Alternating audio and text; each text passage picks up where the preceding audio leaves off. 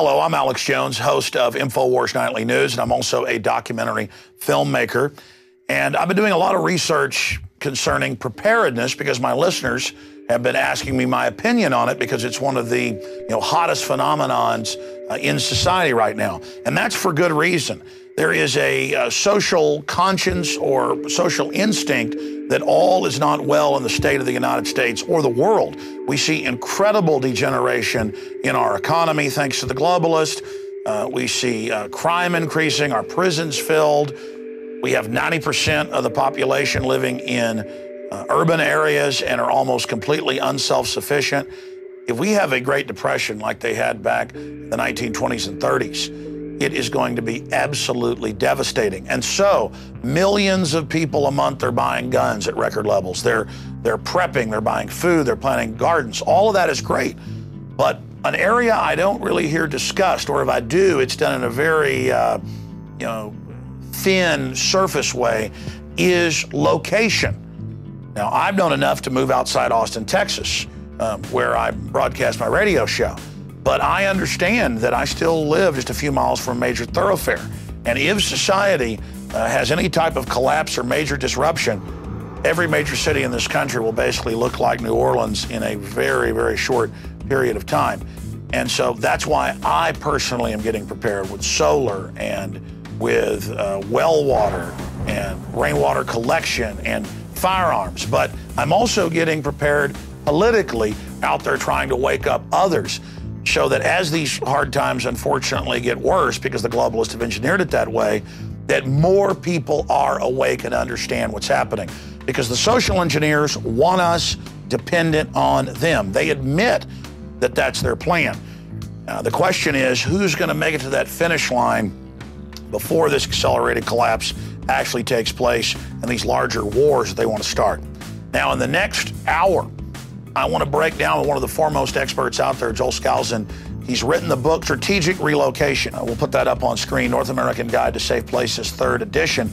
But I wanted to have a visual guide to the book with the author walking us through this. Now, Joel, of course, his famous uncle wrote The Naked Communist, exposing that powerful elites were funding communism. Joel himself is an author, and he is the editor of the acclaimed World Affairs Brief that breaks down things on a daily and weekly basis. He was also a Marine Corps fighter pilot who made carrier landings at night. We were talking about that before we started taping here today. Maybe at the end, he'll talk a bit about that, staring death in the eye, as we all do in one way or another.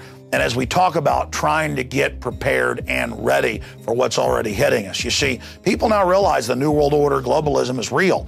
And about 2% of the population is now trying to prep. Most experts I talk to say that if 3 to 4 to 5% start to prep, that's going to drive up prices on everything and is going to put prepping and preparation out of reach of a lot of people. So it's important now to start moving in that direction. And hopefully we can reverse the tide of tyranny, and this won't be needed. But if we don't reverse it, it's obviously going to be needed. So it's insurance that is also a way of life and self-sufficiency that all of our ancestors in every culture did, just out of hand. I mean, whose grandparents out there didn't have storable food and things like that and kept some money in the mattress? And we called them old fogies. Well, that common sense is coming back into style. So with us is Joel Skousen to walk us through his book in a visual format. And this truly is the secrets of survival from one of the foremost experts. He also is one of the foremost experts in safe homes and consults all over the country and the world. Joel, great to have you here with us. Good to be with you, Alex. You've got the floor. Break down what you're going to go over here today.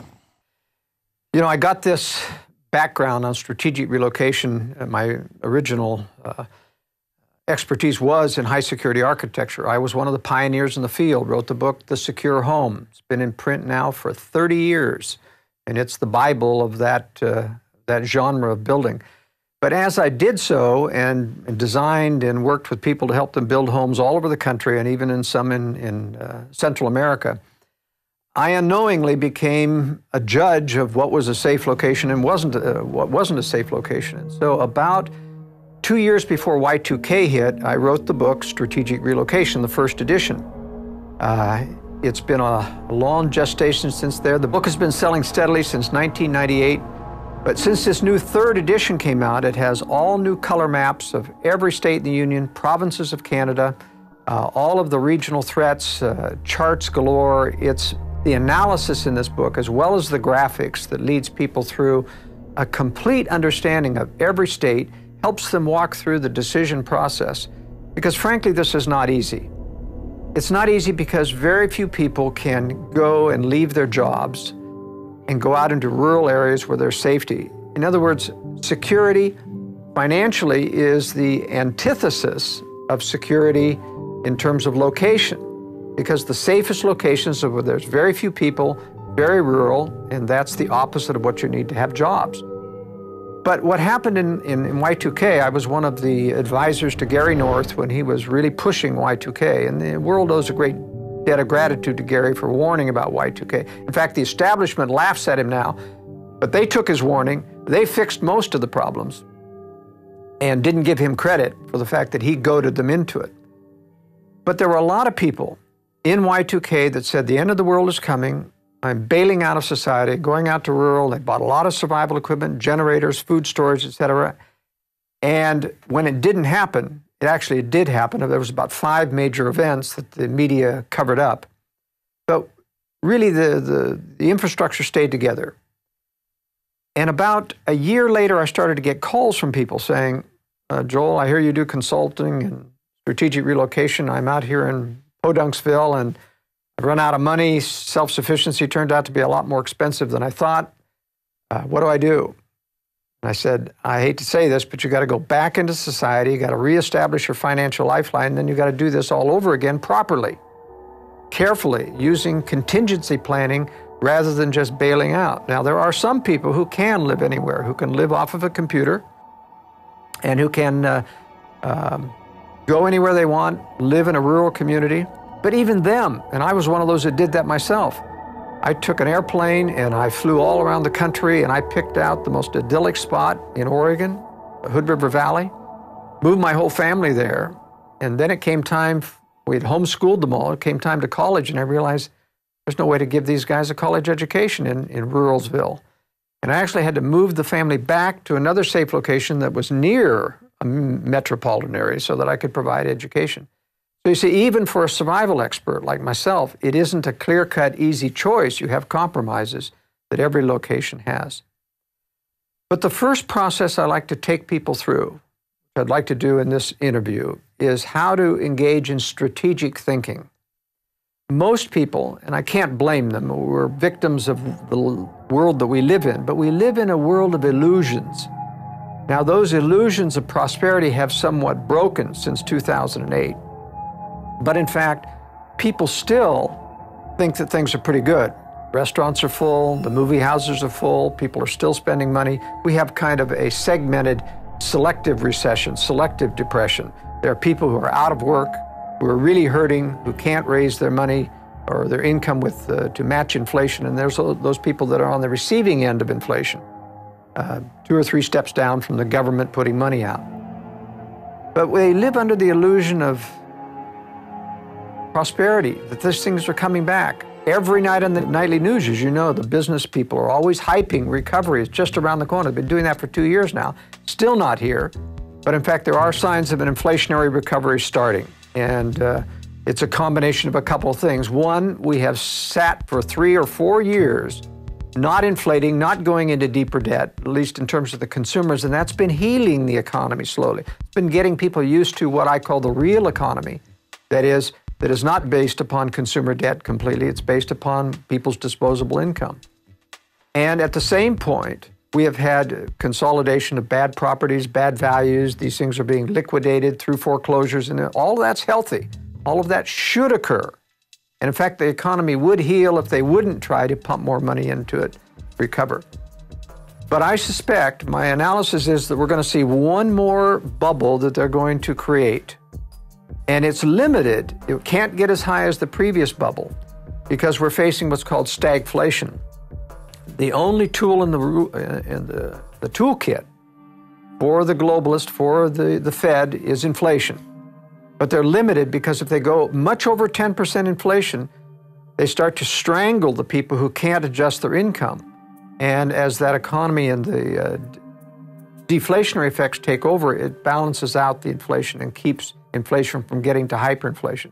To get to hyperinflation, and that's one of the biggest misnomers in our society, is that there's going to be hyperinflation. You really have to have two things. You have to have a fairly modest supply of money that you can double and triple fairly rapidly. We're well beyond that. We've got a base in dollars worldwide of anywhere between $200 and $300 trillion. It's not very easy, even for the Fed at $10 trillion a year, to double or triple the money supply. Second thing is you've got to have an automatic injection mechanism where government increases everybody's income so that they accommodate inflation. That's what happened in Germany. They started taking over the payment of wages when France was... Instead, we've got a depression in the economy, and then they've done some inflating, but mainly just to pay off some of the big banking debts. Most of the inflation has gone into what I call the speculative economy. It is funneled through the investment banks that goes into their people, and that money isn't going into the real economy, maybe 20%, but most of it's churning in the stock market, churning in the Forex, foreign exchange market, and that's why it isn't getting here, and that's why the stock market keeps ballooning up. It's a separate economy that they've built, what I call the speculative economy. So what I'm saying is that we hear a lot in the prepper community. There's this show called Doomsday Preppers, and of course it's hyping ridiculousness and poking fun. But there are some legitimate people in here who have done a tremendous job at preparing. But I have to chuckle a little bit when I've seen some of the shows because of the reasons they give. Almost 90% of those on Doomsday Preppers think there's an absolute total economic collapse coming within 9 months. And even though fundamentals, Austrian economics would say that has to happen or it's true, they underestimate the powers that be who have these power to create and control money, banks, and the press. And new mini bubbles. That's right. They underestimate the power of the powers that be to keep this economy floating by adjusting the rate of inflation, balancing inflation versus depression. Sure, it's a slow, rotting slide. That's what the globalists admit they want. They don't want big events that could wake up too many people. Exactly. But that brings up my next question for you, then I want to get into the presentation that's so important here. Why do you think then so many more people are getting ready? Well, part of it is that they don't understand the nature of the conspiracy. They don't understand that there is a great, powerful force, not only to take down liberty, which is what their agenda is, but to make sure that they don't get the blame for it. So they're going to they blame it on everyone. They blame it on the free market. They blame it on business cycle. It's not the business, it's the monetary cycle created by the Fed. And ultimately, these people are going to escape blame because they're planning a war for us, a third world war, a nuclear war, which in fact will wipe out a great deal of the financial centers and let them to walk away and say, it wasn't our fault. What's the strategy on the Arab Spring and putting Al-Qaeda and Al-Qaeda light into Libya and all these other countries? The big agenda on that is a little bit complex, if you'll bear with me. They have dealt with these people for years, these tyrants like Gaddafi in Libya and Assad in Syria. They did rendition flights to Syria where they tortured people. I mean, these people have known these are evil people, but they've never taken them down before. Why now? Why the Arab Spring? It isn't because of democracy. It isn't because they want those people free. In fact, they're not free. Egypt has yet to achieve any kind of freedom. Libya is still in factionalized infighting, not going to be free. You got a lot of Arab nationals and radicals, a lot of Muslim fundamentalists running this show. They don't have an agenda about letting people do what they want. So the real agenda here, in terms of fomenting the Arab Spring, is to create conflict that is going to allow them to rearrange the chess pieces in the Middle East. Right now in the Middle East, you have Israel as the rising emerging power, surrounded by nations that have thousands of missiles that threaten Israel: Egypt, Syria, Lebanon, and Iran. So they're targeting Iran because Iran is the strongest boy on the block. They control, more or less, the other elements of the Arab fundamentalists, especially Syria, and Syria controls Lebanon. If they attack Iran, if they get Iran out of the picture, of course they know that Iran will retaliate before that attack is complete.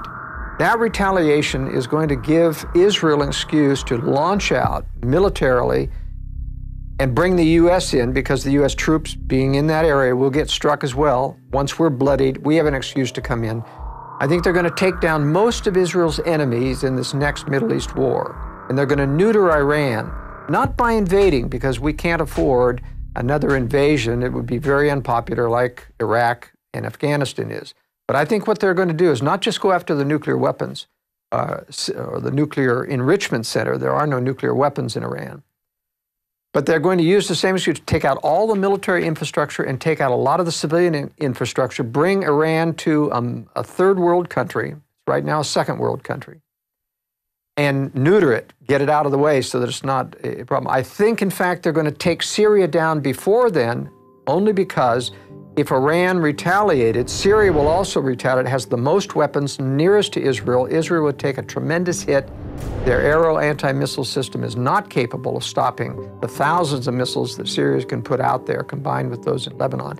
And if Egypt joins the ranks as well, it could be really devastating for Israel. So I think they're going to take Syria out before.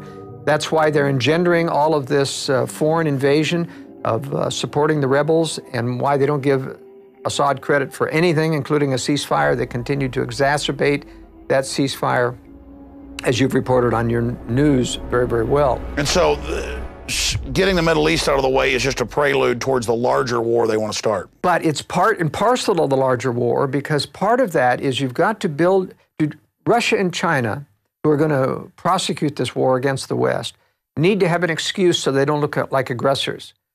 That excuse is being handed to them by our globalist leaders, by this intervention. The underlying cause of all of the intervention is the desire to give the West the reputation of the bully of the world. And that's what they did in the Slavic countries. That's why in Serbia, in the attack, they went after civilian infrastructure to create hatred against Americans. Americans were popular in Russia and in Serbia and other until they went after civilian infrastructure, bombed bridges and power plants and television stations, not just military targets. Israel did that same thing in the last invasion of Lebanon. They went after civilian infrastructure. No need to do that except to antagonize the population. And you say, why would anyone want to antagonize? People have to understand that there's systematic evil in the world. This isn't just one bad guy looking after his personal interests. This is systematic evil that thinks in strategic ways. We have to learn to think strategically. It's a three-level chess, and it's a stratagem, a deceptive stratagem. That's right. And the stratagem is we're going to antagonize the world. It hands Russia and China the excuse to say, we went to war with the West so that we could stop the bully of the world, and the world will applaud. Just as most of the world applauded when Bush, got out of. That's why we learned it was really the CIA that leaked out the Abu Ghraib photos, who'd actually ordered it. That's exactly right. I mean, all of it is systematic, and then put America's name on the globalist agenda. Incredible. You're watching the film presentation of Strategic Relocation with Joel Skousen and myself, Alex Jones. We're going to go right back to it here in a moment at prisonplanet.tv. But I want to encourage all of the viewers out there to think about what's just happened in the last week and a half. And of course, we're talking about Hurricane Sandy and now the election. This society is incredibly complex, and when anything gets disrupted by an election or by a storm, society degenerates very, very quickly. And that's why it's important that even if you're going to live in a big city, to know the escape routes that aren't going to be used like the major thoroughfares that are going to turn into death traps, major highways and things like that. And to know about different regions of the country that are statistically safer if things ever get so bad that you decide to emergency relocate. It's about thinking about our surroundings and being aware. And this is a process that I've gotten deeper into as this New World Order engineered collapse accelerates. That's why it's important for everyone watching this video presentation to get the DVD at InfowarsStore.com. When you do that, you're not only supporting our operation and what we're doing fighting the globalist, more importantly, you're getting a hard copy of the film with the expanded extras in a higher res quality so that you can also show it to your friends and family. There's also, of course, the internet kill switch they're designing more and more systems to delete videos off the web, so it's important to have a hard copy as well. But not just a hard copy of the film. The book Strategic Relocation, 3rd edition, that is brand spanking new, has hundreds of color maps and details those escape routes, goes over a list of countries and politically how safe they are or how dangerous they are, and the different attributes and problems associated with it. It gets into so many different angles that we also cover in the film that's coming up here.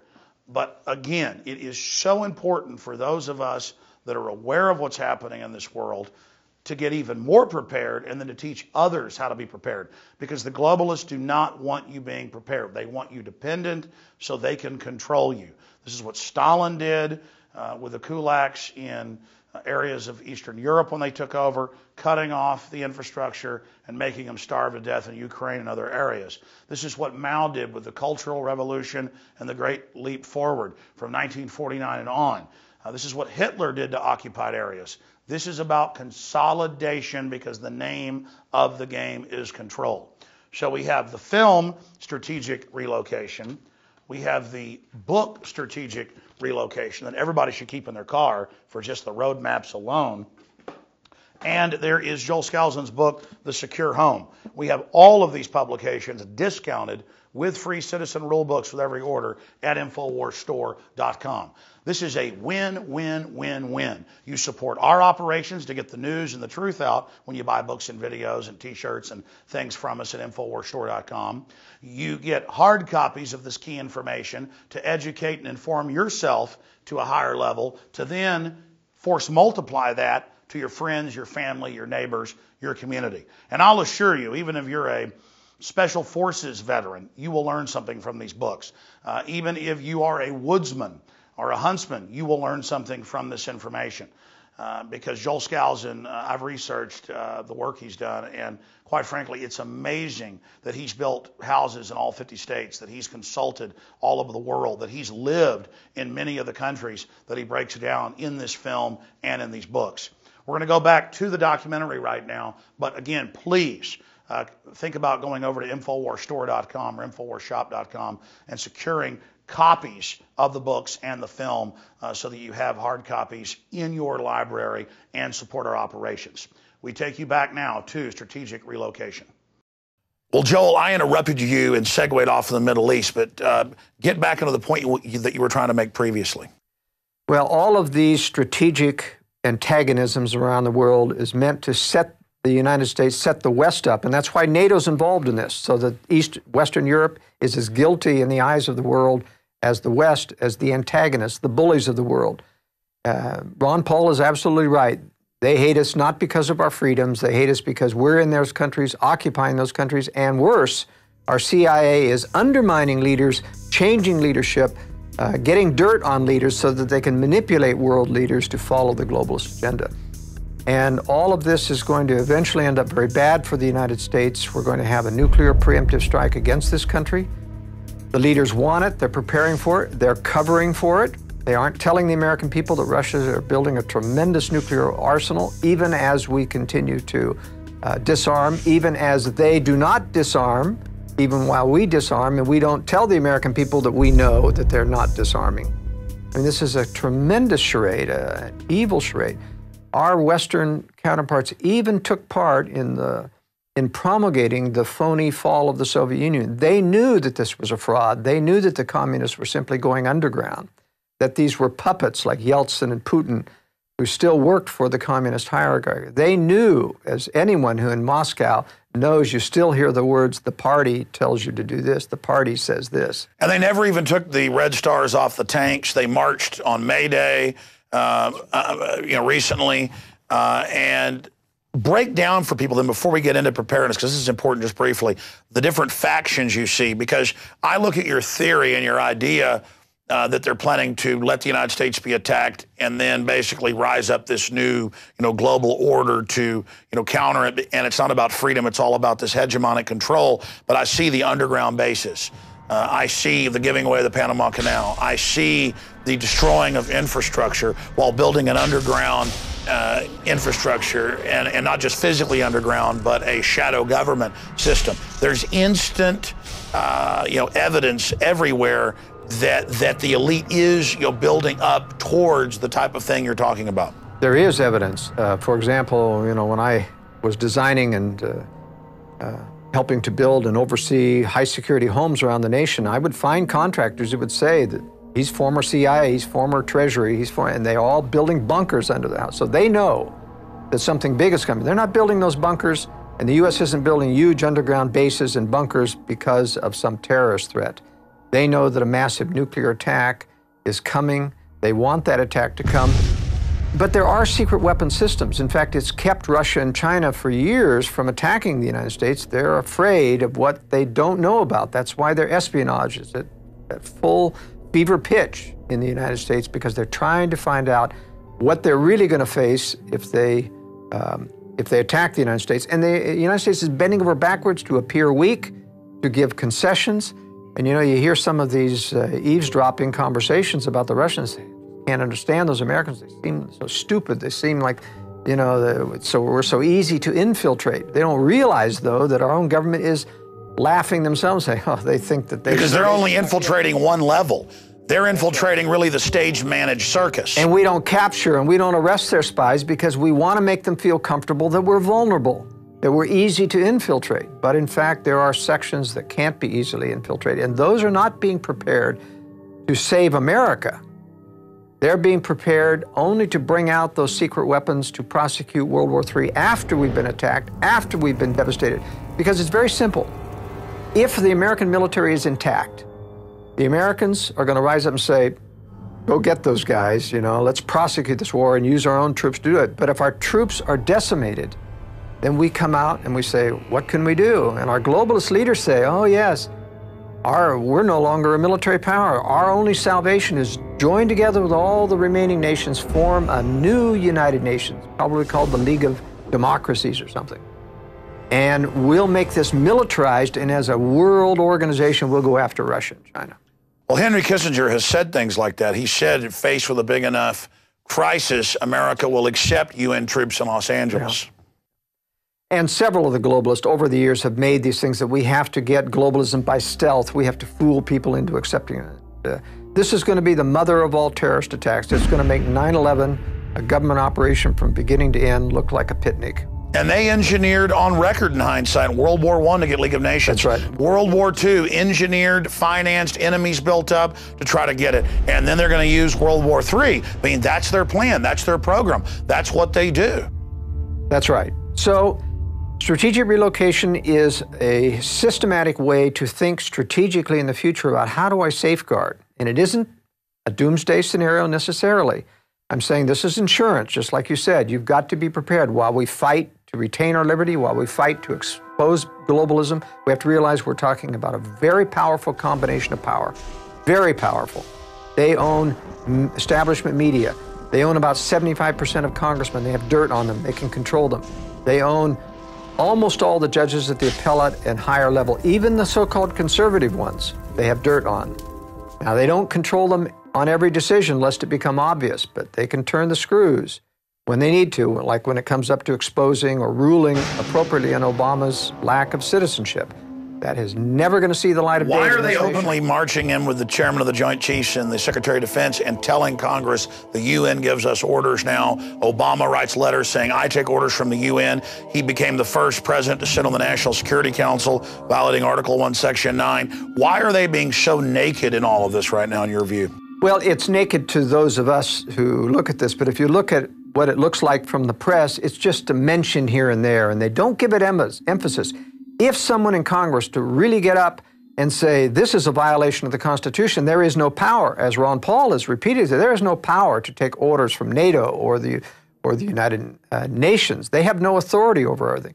And if the press gave that, you can mention something once and it means nothing to the American people. It has to become a drumbeat, and they don't make it a drumbeat. They may mention it once, but people don't get upset unless the media focuses on it. So what to you and I may be obvious is not obvious to the American people. Nevertheless, it is slowly accustoming all of your pundits, all of your people who are not dyed in the world co-conspirators, but yes men going along trying to improve their careers by saying yes to the establishment. Those people get these subliminal messages. No, exactly. What happens is while they simultaneously make fun of us that are awake and actually read what the globalists say, they've gone in just the last 10 years from going, you're a kook, no world government or globalism exists, to you're a kook because you don't like the New World Order and globalism. And I'm like, well, wait a minute, you said it didn't exist. Well, now I'm bad because I don't want to embrace it. And so they're like, okay, the UN does tell us what to do. You know, what's the big deal? But it's benevolent. That's their message now. This isn't harmful. This is good for humanity, good for the environment. What they don't realize, and you know, the hotel I'm staying at has this big card on it, we believe in sustainable development. Have you got a clue that it's not about, I mean, who could be against sustainable development per se, but it's about the control agenda that's underneath sustainable development. It means they set the agenda. That's right. It means they control what and decide what's sustainable. And when you decide, when you find out and wake up someday what that decision means, no gasoline, no electricity at reasonable prices, then you're not going to like sustainable, or at least their version of sustainable development. And they admit it's sustainable, Maurice Strong and others say, is about controlling people. It's not about actually helping the environment or empowering people. It's about total control. Give us an overview now. Let's launch into it of what you're going to be covering here. Well, as I began to say, the most important thing is for people to start to think strategically, meaning stop looking at the news alone. You've got to get alternative sources of information. You've got to understand that there's a different underlying agenda. We are not in Iraq because of democracy. We're not in Afghanistan. It's never going to have democracy. It's there for antagonism, for capture of resources, for changing the balance of power in the Middle East, a lot of things that are not good for America. What this means is eventually, when these illusions are stripped away, when this war finally rebels against the United States, in one day, America will go from day to night. And if you haven't prepared in advance, there's not enough time to prepare in 24 hours, even if you saw it that early. Now, it's important not only to not be on the last train out of town, and most people won't even be ready and won't be able to get out of town when any of these nuclear weapons fall, because there'll be absolute panic. There's going to be instant social unrest because nobody is prepared. FEMA can't even hope to handle a national crisis of this emergency any more than they could handle Katrina. Don't even think about getting on the freeways. They'll be instantly clogged. You have to have either got out of town sooner or be prepared to hunker. But that would happen 2 or 3 months into a serious collapse depression. I mean, if you go back as I introed, and I know you're going to talk about threats later, but if 90% of people were on the farm in the Great Depression and most of them self-sufficient, and now right at 90% are in the cities, and half of the 10% that are on a farm are self-sufficient, 5% self-sufficient versus 90% or close to it. And I was reading that 7 million people died of starvation or complications from malnutrition in the decade of the Great Depression. I mean, my God, if there was a true collapse depression, wouldn't need a nuclear attack on the U.S. It's true, but the reason they need a nuclear attack is that a depression wouldn't foment a globalist agenda. Whereas if you destroy a nation militarily and you feel threatened, then it's much easier for someone to say the solution is a globalist combination of power to counter this evil power of Russia and China. Basically, you attack and kill the old republic, pose as the savior. America runs into the arms of the New World Order. That's right, and that doesn't happen with an economic collapse. And besides, if you have an economic collapse before war, they get the blame. They don't want the blame. And you're thinking strategically how the globalists operate. What you've said does fit in to the stratagem that I see them carrying out. But talking about it, if 50 million people saw this video, that might stop them. It might. I mean, your work, for example, at Infowars.com has done a tremendous amount to influence, for example, the TSA, and they're bending over backwards to still continue to grow their agenda, but without offending as much, and they keep promising. They are afraid of the backlash that comes from knowledge, and that's part of the reason for my writing the book and part of the reason for going out on the limb talking about issues that are sensitive, like conspiracy against liberty, about nuclear war, things that nobody in the mainstream, there's only 2 or 3 of us analysts in the United States that are openly warning that there's going to be a nuclear war with Russia and China. And we have access, the government has twice as much information as we do, and they're absolutely silent. In fact, I've had intelligence people from the Defense Intelligence Agency tell me we have orders never to criticize Russia or to reveal anything we know about Russia. And why would you do that? You weren't trying to cover for a nation. If they're supposedly down and out and our friends and our allies, why would you need to cover? Meanwhile, Putin's constantly bragging about the new hypersonic Tupolev that can dodge everything and rolling out new jets. And the Chinese president said prepare for war with the U.S. just 3 months ago.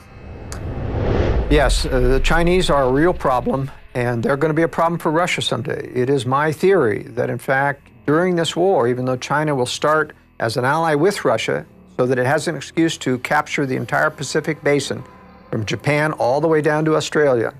And that's why Australia and New Zealand are not good retreat places, because they will be occupied by China in the next war. Nevertheless, they'll not necessarily treat everyone harshly because they know that they're going to switch sides during the war, attack Russia's rear, play like they're allies of the West in order to get more aid and trade, and then after the war's over, they'll become the new Cold War enemy. That's my theory. And so I think we're talking about three predator centers of power: Anglo-American establishment, Russia, and China. And they're not controlled by one another. They're independent predator centers. They're all each trying to develop their version of a new world order controlled by them. But they will make temporary alliances and induce one or the other to attack. That's what we're seeing. Well, exactly. They take whatever the most abusive form of social engineering is from the others and cobble them together. And the Chinese communists are always saying, it'll be our new world order. And the Russians go, no, ours. And then the Anglo-American European system, it'll be ours. And it's just a rush towards evil. Now, going back to strategic relocation, the major threat that we're going to face, and this is I take a great deal of time in the book talking about threats, because part of thinking strategically is understanding what the realistic threats are. And I'm not just talking about tornadoes and earthquakes or tidal waves. I'm talking about the longer-term threats that come mostly from what you correctly surmised is the movement of people into population centers, the urbanization of America, which, of course, the environmentalists want everybody urban. But it's totally short-sighted, because if everybody's urban, no one can be self-sufficient if you're urban. You can't grow enough food. You can't get your own water. But it's short-sighted if they really meant well. They admit in Agenda 21 that the plan is to have us in controlled areas, and that's why they're attacking the Amish and everybody. They don't want real sustainability. Yeah, I think that's right. They actually want people dependent on government. It makes them very much under their fist, and that's where we're all headed by being lured into high-rise, urban, eco-friendly, pollution-free cities. Well, it's not going to work out that way. The greatest pollution of all will be a stinking city that's cut off from food and water and starts to rot, and rot very rapidly. Now, you don't want to be part of a major metropolitan area when that happens. And so this is the crux of what I teach people in strategic relocation. How, because people mostly have to stay within population centers to earn a living, but how to prepare contingency planning so that you can get out into retreat areas and have the information, the forewarning signs to know how to do that. And that's really the only way to survive. Most people cannot get rural right now. They can't make a living. It's just impossible. So this is a solution for everyone. But let's talk about this major threat. The number one that I concentrate on is not terrorism. It's not natural disaster. It's not even government or war.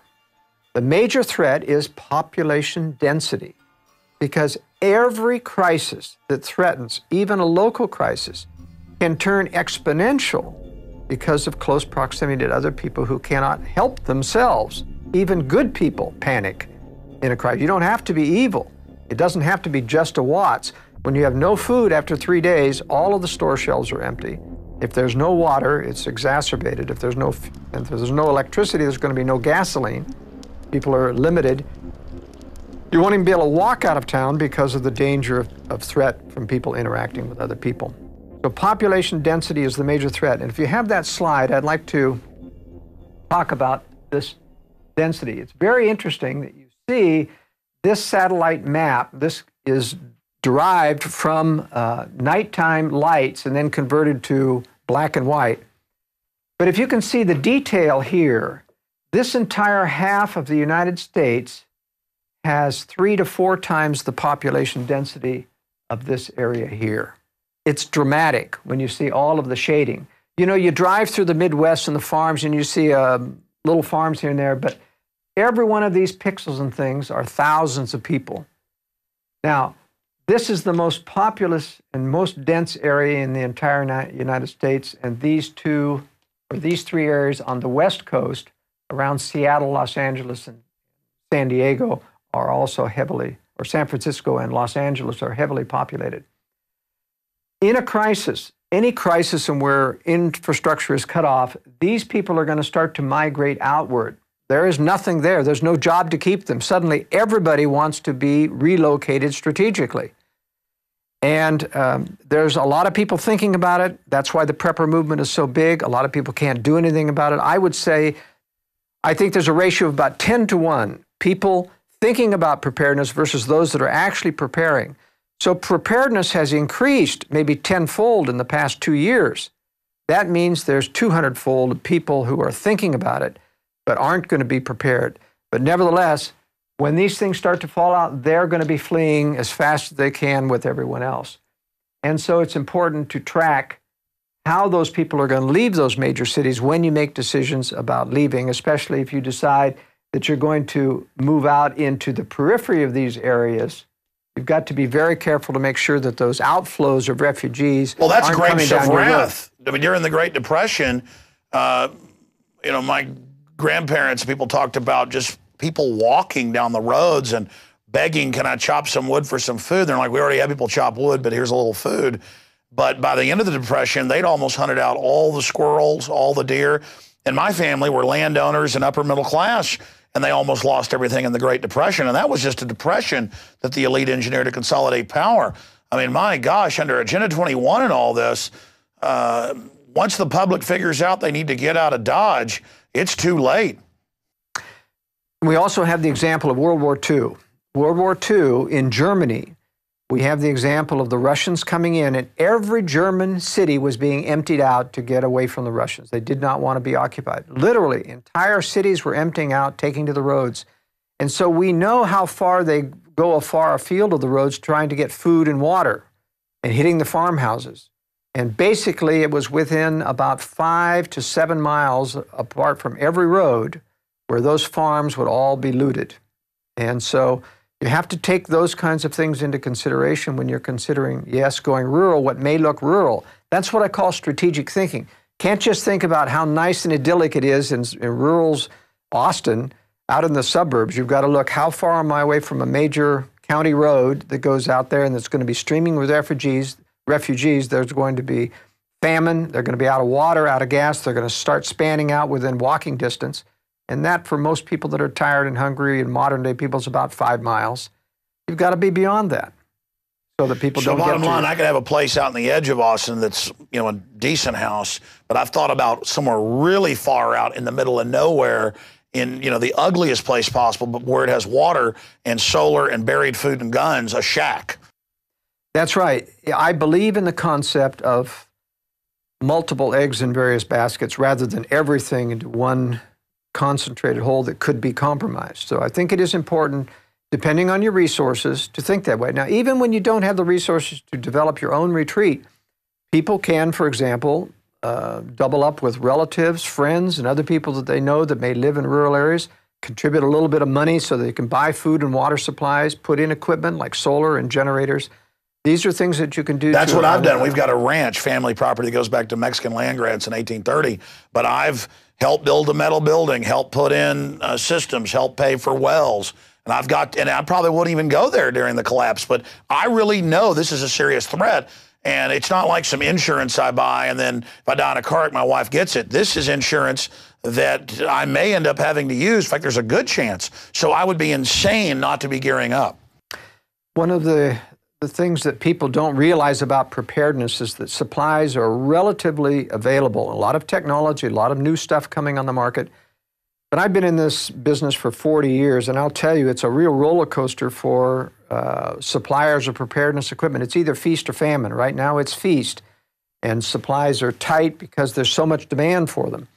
But it's amazing how quickly people forget when prosperity appears to come back, if there's another inflationary upsurge and where people think good times are here and the housing is recovering, watch out. You'll start seeing they forget. People have incredibly short-term vision, Alex. They can't see or maintain a threat very long. If it doesn't happen in a year, they'll forget about it. That's the danger of all of the bogus prophecies about the collapse coming in 2012 with the Mayan calendar things. I can guarantee people it's not going to collapse in 2012. Well, that's right, but we'll end up getting blamed for 2012. I already have media calling me, national publications saying, so you think things are going to collapse? And I go, I've been on record saying that Mayan prophecy, as I've actually gone down there and researched it, even if people believe that religion, they say it just means the start of a new age or whatever. It's totally manufactured since the 60s and 70s by globalist gurus for people that are non-religious, basically, but superstitious, to believe it's the end of the world, so why should they get involved? It's just a way to stand down, kind of like the rapture stuff's been used and sold by the globalists, whether you believe in it or not, to make Christians stand down and not be involved, or Planet X, or a comet. It's always something's going to destroy us, so we never get ready for the real threat, the nuclear weapons, the fractional reserve banking, the 1,000 trillion plus derivatives. All of that is what could really destroy us. Biological weapons, super weapons, all of those things when added together, that's the real threat. And I see the elite digging in, not for the end of the world, but for major civilization collapse and stockpiling to reemerge in the Rand Corporation plan to basically then dominate. Have an attack on themselves by opening it up to a foreign enemy. That way it can be blamed on them, then mobilize the people under a new global fascist system. That's right. One of the things that people have to understand, that you've got to be prepared in advance before these things happen. You have to see a long-term vision of these types of threats. You have to have good information. You've got to subscribe to your news broadcast. I put out a newsletter, the World Affairs Brief, which every week I analyze this. It's going to serve as a very good early warning, because I'm watching this every day about how the Russians and Chinese are prepared. And, as Gary North used to say at Y2K, don't be on the last train out. Just too late. That train can get stopped. We know from Katrina, for example, a couple of lessons. Don't get on the freeways once, because they'll be trapped. You get on a freeway, it's like in an elevated moat. It's got barriers on either side. If your car goes out, if you're stuck in traffic, there's no way to go except abandon your vehicle and get off on foot. But one other thing you learn in Katrina is you don't go into the arms of the federal government. Don't go into a FEMA camp, because a FEMA refugee center becomes a concentration camp. You can't get out. They didn't let people out of the Superdome, even when it became horrible conditions. And people said, I'm better off on the outside. Could not get out. They wouldn't let them walk out on the highways. That's right. And they used that as a laboratory test. We saw the police start stealing, just total bedlam. I mean, looking at Katrina, it just proves the government can't and won't protect you. That's right. That's right. Now, there's also an agenda about cultural conflict brewing here. And that's one of the reasons why, no matter how much they talk about amnesty and how that's going to guarantee the problem, it doesn't. They know, in fact, it's a magnet. They won't close the borders. They never will seal the border. They want the cultural conflict that Europe is experiencing that comes. It's not only crime, it is the fact that you water down American cultural values, conservative political values, make sure that you can never win another election. So there's that agenda. And I have in Strategic Relocation several maps that talk about minority concentrations. And I don't do this because I view minorities necessarily as inferior, but because with certain cultural inflows, you have generalities you can make about the levels of crime that come from those cultural inflows and what it impacts American society. We know that there are radical people funded by globalist elements like La Raza and other organizations that want to foment social unrest and racial tension within the... So that's just a basic divide and conquer strategy. Just like you said, you don't want to run to some other country just because you can't really communicate. And again, it's part of that divide and conquer. That's right. But it is important to realize that certain areas of the country are predominated with minorities that will become culturally conflicting with your values at some point. So that's one of the dangers. Because the media is going to be programming. It's just like Trayvon Martin, where it turns out the Justice Department had people inside there that's now come out, trying to get a fight going, and they were editing the tapes together to make Zimmerman sound like he was saying bad things about black people. I mean, just incredible that the system was trying to cause some type of racial conflict. That's right, and there is that's going to happen. For example, the KKK is almost completely now staffed with agent provocateurs. They have northern accents. They're not Southerners at all anymore. If you see any of these television personalities representing the KKK, it's very clear this is not a Southerner. And you have these racial activists within the Latino community, too, that get these people out on the streets. This is not going to bode well for America, even though the person who's fluent in Spanish, I have many, many Latin American friends. I've lived in South America. I feel very comfortable with these people. I recognize, and the good Latinos recognize the coyotes, the people who are the predators, the drug dealers, the people who are giving them a bad name. And they're here in the United States and they're protected. One of my subscribers to my World Affairs Brief told me of an incident in Libby, Montana, whereby he got a Homeland Security brought in, I guess it was the police that captured a Latino drug dealer on the Indian reservation pushing.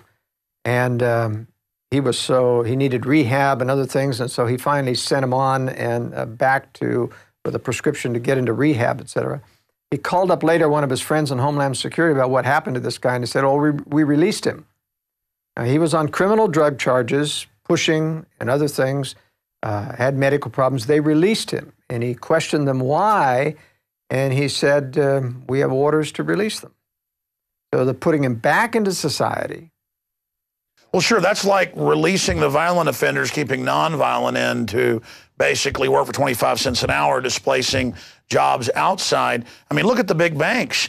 Wachovia and Wells Fargo got caught laundering $378 billion in drug money over 2 years, and they got $100 and something million fine for that. So, I mean, there it is. It's just total. How does the drug trade tie into the whole globalist system?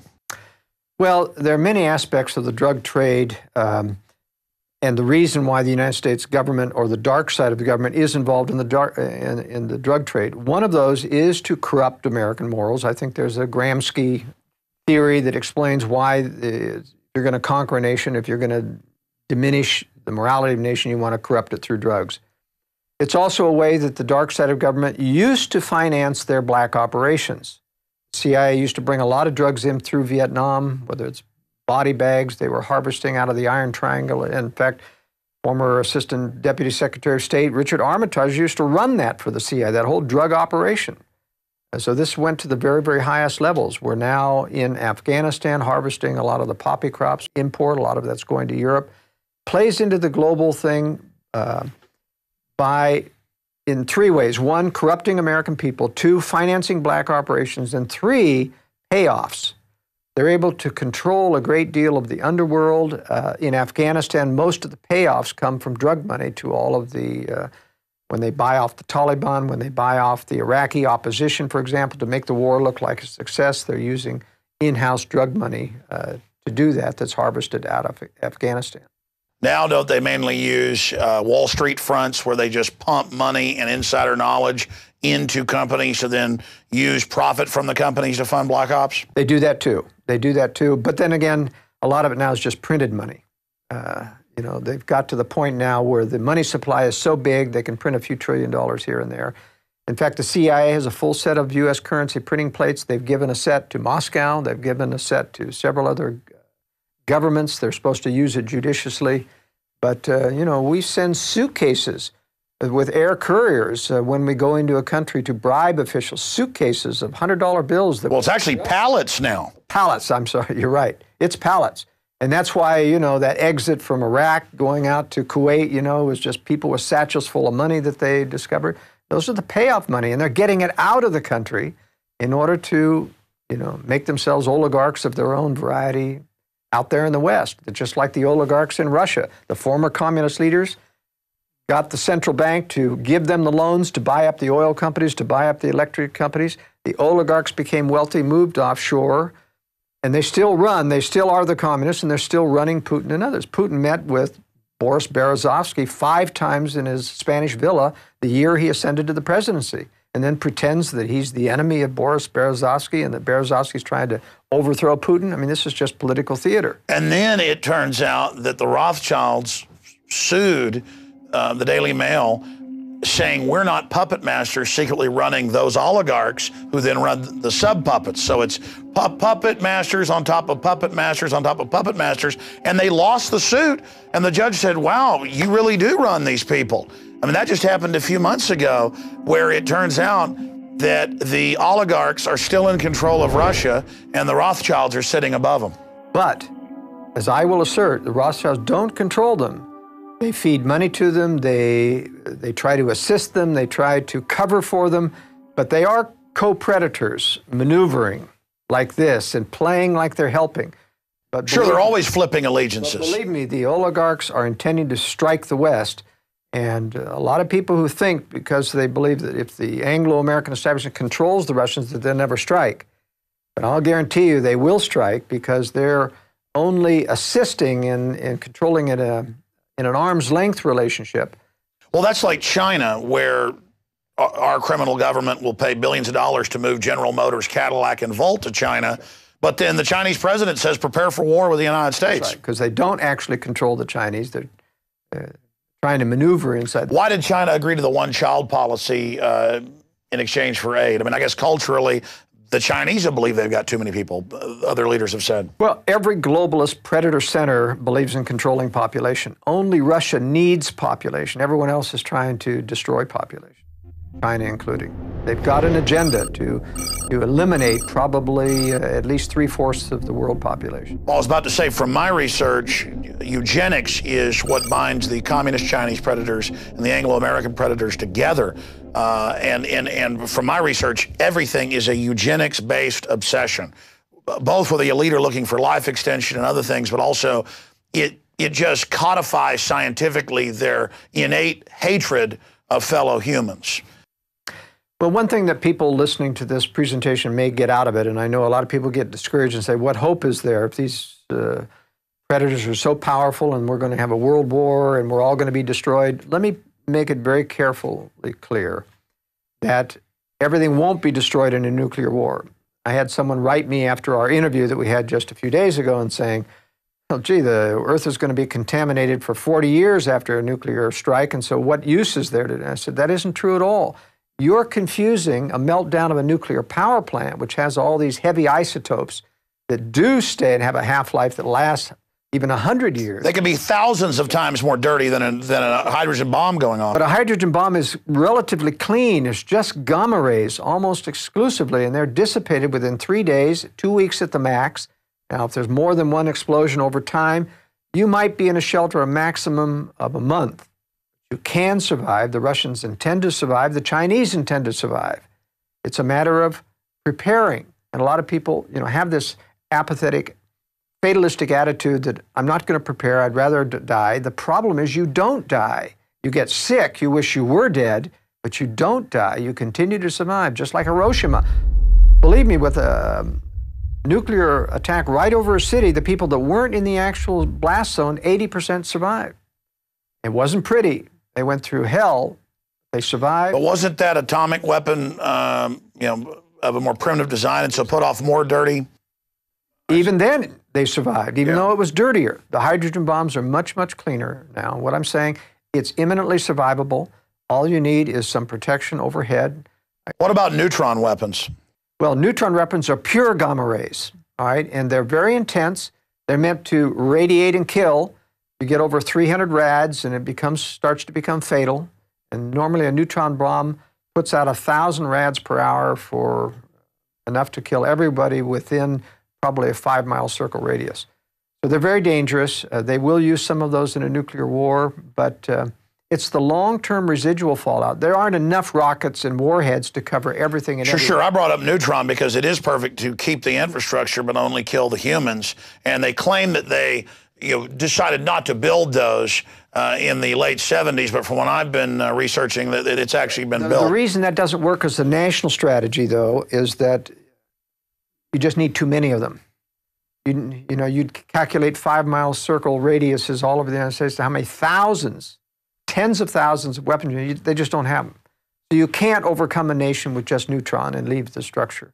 You've got to decapitate the military so a nation wants to give up and not fight. That's what the Russians and Chinese are betting on. Decapitate the United States and everybody's going to give up and say, whoa, we can't defend ourselves without the U.S. military. Joel, what's the time frame after the United States is attacked? I mean, how far out do you see this happening, and how fast until the globalists reemerge and try to create this counter New World Order to Russia? That's a very good question. The timing is dependent on Russia and China being ready, confident enough to do the strike, confident enough of finding out enough about our weapon systems or stealing enough technology that they feel they can compete. My estimate that that's at least till 2020 and beyond, not before then. In other words, I think we have time. For example, China needs a blue water navy to control all of the area that they're going to do on the eastern Pacific Rim. They are intending to wipe out America's Navy with nuclear weapons, which are very easy to do to carrier task forces. Then they plan to move theirs out and replace ours. A lot of people complain about my theory saying, well, theirs are just as vulnerable as ours. Not if the U.S. has been decapitated. Then it's a non-nuclear situation and you're back to maritime strength. That's what the Chinese did. They're at least 10 years out on getting a full blue water navy. Their 4 aircraft carriers won't be completed in 2021 to 23. Now, I'm not saying that I can guarantee that the strike won't come before then. People ought to be prepared well in advance of that. But Russia and China, Russia is going to be ready much sooner than, but they are really up on nuclear missiles. They, have hundreds more nuclear missiles of the newest Topol M variety that they have deployed in underground bases like Yamato Mountain, which is a complete underground factory system. Well, that's my next point, and then I want to get deeper into your overall analysis and actual regions and show some examples of some of the death traps that are out there like New Jersey, New York, Southern California. The main reason that I think your research has a lot of credibility is because it's one of the only theories that fits into what I see. The Chinese, it's in the news, are going crazy building underground bases. Never in the Cold War do they do this at this speed. The Russians, giant bases underground everywhere. It even comes out in the press that they're just dumping massive amounts of money into this. The Swiss, who've got 2-year supplies for their whole population, are expanding programs. All over Europe, the elites are publicly moving to islands and preparing and building bunkers. You're in that business. You say you've never seen it expand like this. And governments are digging in. And COG is expanding and stockpiling. They are racing. And people say, well, that's because 2012. Oh, or that's because of the comment. And all this made-up crud. And then you've got the seed vaults and at the North Pole and other places. And you've got DNA arcs and all of this, and the Rockefeller Foundation heavily involved in this. They don't just build infrastructure and do things for no reason. So why are they engaged in something much bigger per nation in these power blocks than the Manhattan Project? I mean, obviously they're getting ready for something big. And I mean, is it a race-specific bioweapons? Is it a nuclear war? All I know is they're gearing up for something big. Well, I can tell you that race-specific bioweapons are very chancy still. Anytime you use biological weapons, they're really afraid this is not going to be able to control or be as discriminating. I mean, they're very nervous about this. They can mutate. Well. They can mutate. It could be devastating. They prefer nuclear because this is very controllable. They know exactly what nuclear fallout will go, what it's doing, and how to protect against. It's relatively easy to protect against. That's what they're doing. Now, as to them preparing at a feverish pace and having been doing so soon, it's because their timetable as to when this war was supposed to be about now. In other words, they were planning on inducing Russia and China to strike as early as now, and it just hasn't worked. It keeps prolonging. They were doing major disarmament in the 1990s, PDD-60, where President Clinton came out in 1997, told the nuclear establishment in the United States to prepare to absorb a nuclear first strike and not launch on warning. Meaning, you may think you got the launch procedure and all, but you're not going to get permission to launch. That's, even our military today saying, no, we've got the procedure for launching on warning and for retaliating. I said, yeah, but you can't do that without permission. You're not going to get permission. Well, that's right. Don't they have to give them the authentication code to then let them? So they don't really have it. They don't really have it until the White House releases the... And when did they change that? Because at one time they did, right? That's right. And they changed that, so they've withdrawn all... Wasn't that under Clinton? Yes, it was. That was a big furor when he took the launch codes off the subs. That's right. They had movies about how the sub commanders are bad in Hollywood just to even sell that. What we're going to do in preparing for that war is important. It is survivable. People need to prepare, but they have to get outside blast zones. Again, you're watching Strategic Relocation, the film presentation based on the book Strategic Relocation by Joel Skousen. We're going to go back to this presentation here in just a moment. I just wanted to encourage prisonplanet.tv viewers, subscribers, who've made so much of this possible, to be sure and also download a copy of this presentation and give that to your friends and family, or even better, get the high quality DVD with the expanded extras that we're not able to show you here tonight. I don't like how I said that. Or get the DVD, which has the expanded extras that deal with securing your home and that dovetails with the book, The Secure Home, written by Joel Skousen. Also, we intend, as a public service, to post this to YouTube at the Alex Jones channel, and I'm sure Change the Channel and others will want to post it as well. And so I hope those of you out there watching this on YouTube will support the author, Joel Skousen, by buying his books at InfoWarsStore.com. But more importantly, support yourself in having these Bibles of preparedness that any home is incomplete without.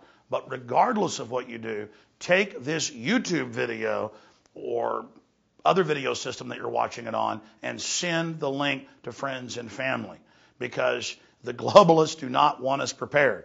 Because if we are prepared, they're not going to be able to domesticate us and fully take over. Agenda 21 is about driving us all into the compact cities. We've all seen the UN maps that Congress was shown back in the mid-90s. And now we see those maps being implemented where half the country is completely off limits. Another 40% or so is very restricted, and less than 10% is, quote, free use. This is global world government zoning. They just had the Hurricane Sandy. And I saw on local Fox News, the environmentalists said you shouldn't be able to rebuild because buildings are bad on the beach. Well, it's about insiders only being allowed to build. So that's what this is all about, ladies and gentlemen. They want you under their control.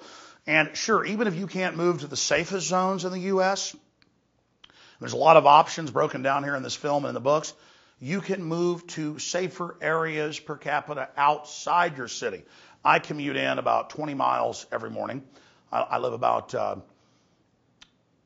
18 miles outside Austin, and then a couple miles into Austin is my office in South Austin. And that's not the perfect place, but Joel Skousen, in his book says the Hill Country is one of the safer areas, or the safest area per capita in Texas. But still, it's not perfect.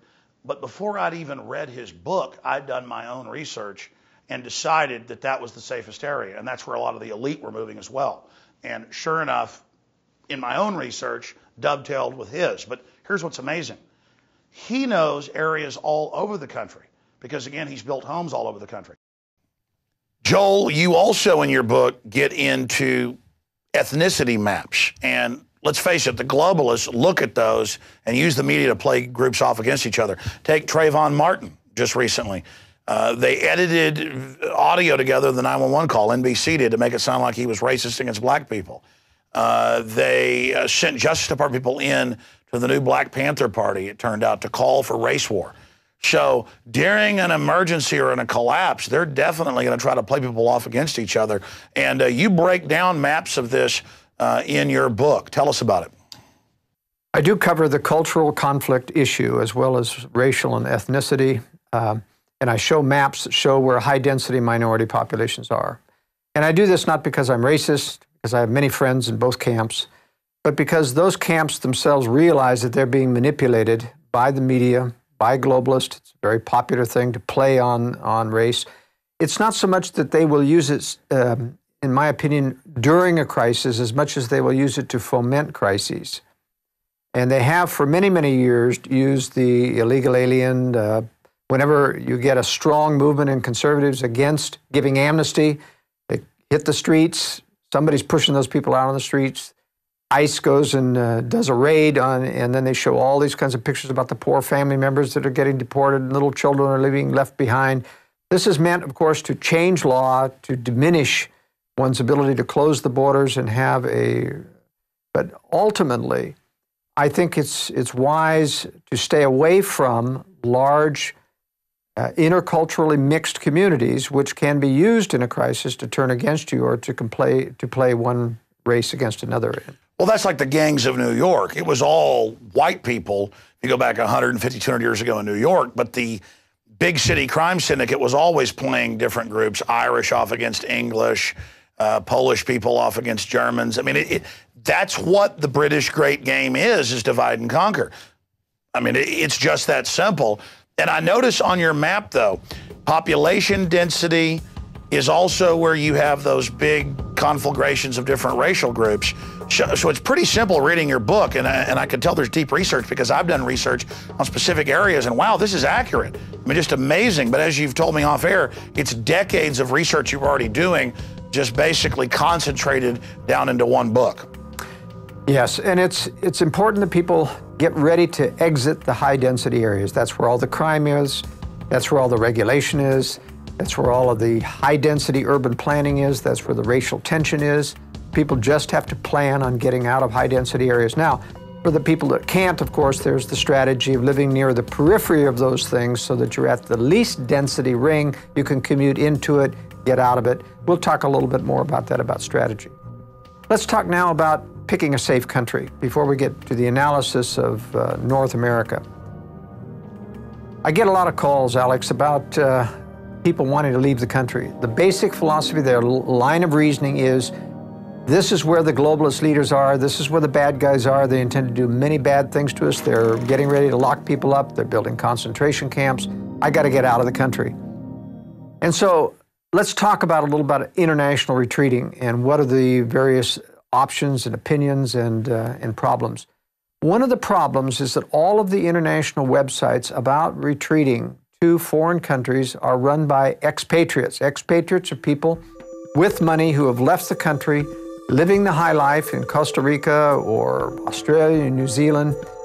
And it's a very deceptive point of view because things aren't going to be like that in a crisis. You have to look strategically, think strategically about what's going to happen to these nations when a real crisis, and are they going to be reacting the same to Americans in their presence as now?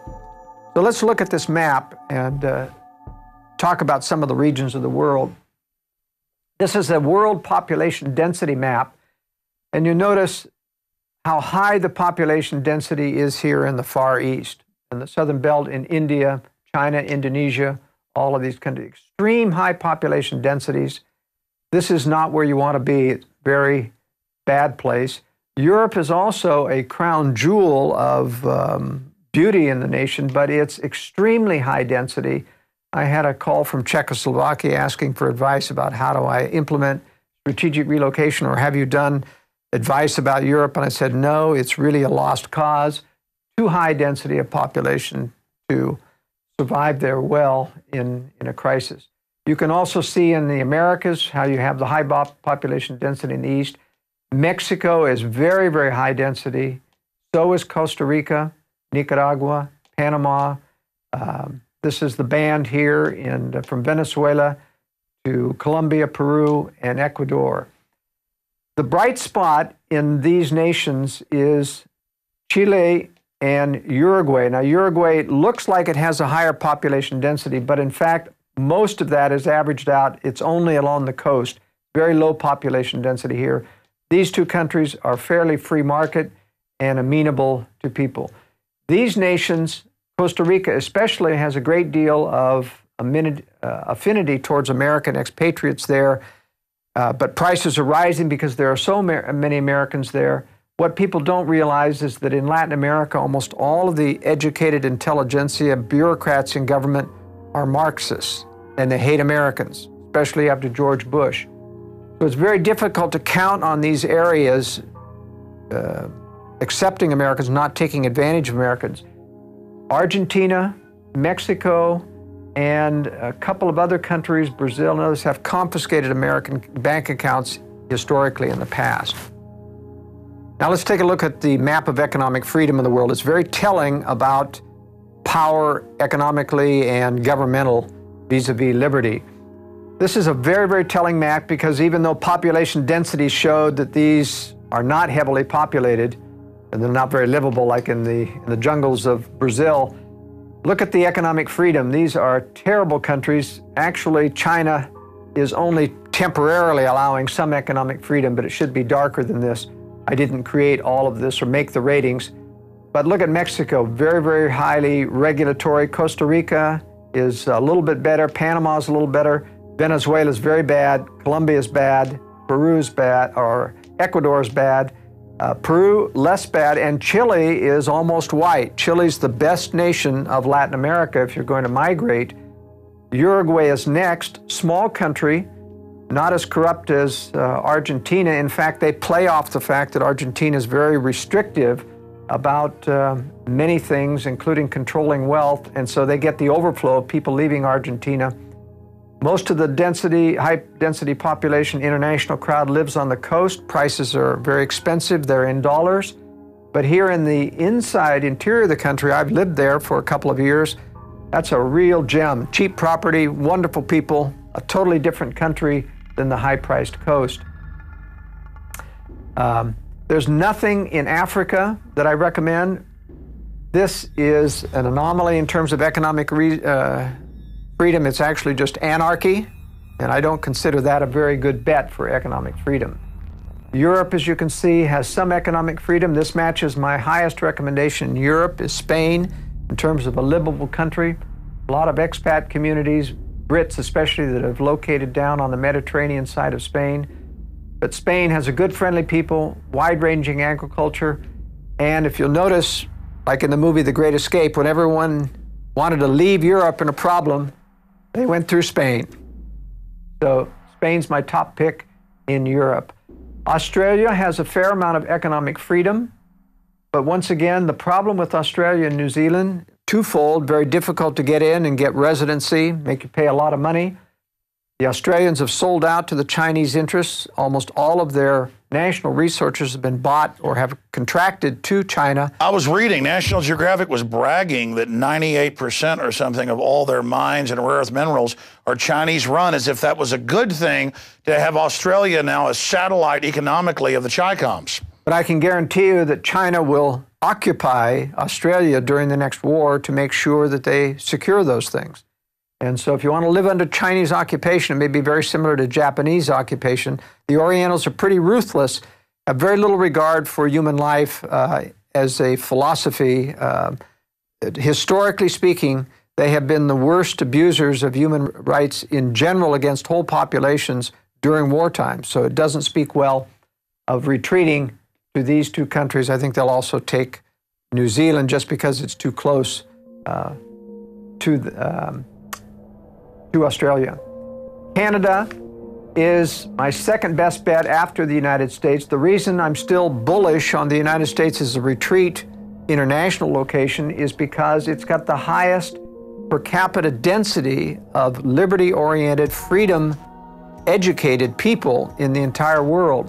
The problem in living in Latin America is that they're friendly to Americans now generally, but if ever the government clamps down on the globalists who control this country and Canada, put out the word to control American expats or send them home, you're going to find that those countries will comply. They are yes men to the globalist establishment.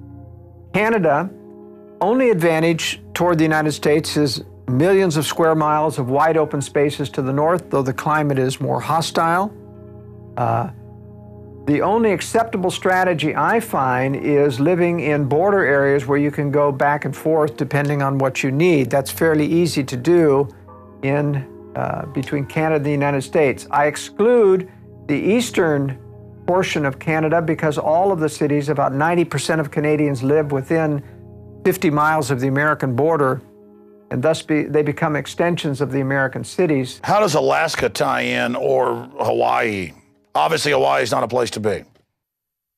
Hawaii, I give a 0 rating, the lowest rating possible, because it is an island, because it's far away from the mainland, and I believe it's possible, if there is occupation in the United States during war, it's going to be Hawaii that gets occupied. It's a strategic outpost for military adventurism, and the Chinese would be foolish not to take it. So it's a possibility that China could occupy Hawaii. But in any case, even if it gets cut off, I've lived in Hawaii. I know that it depends on shipping every week to bring in food, gasoline. You're going to be out of those things.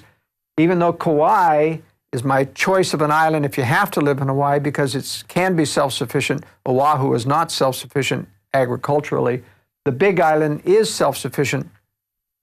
And so Kauai or Hawaii are the best places to be. But I'm afraid, as in any island, that it could be surrounded and occupied and you just simply can't get off the island if you need to.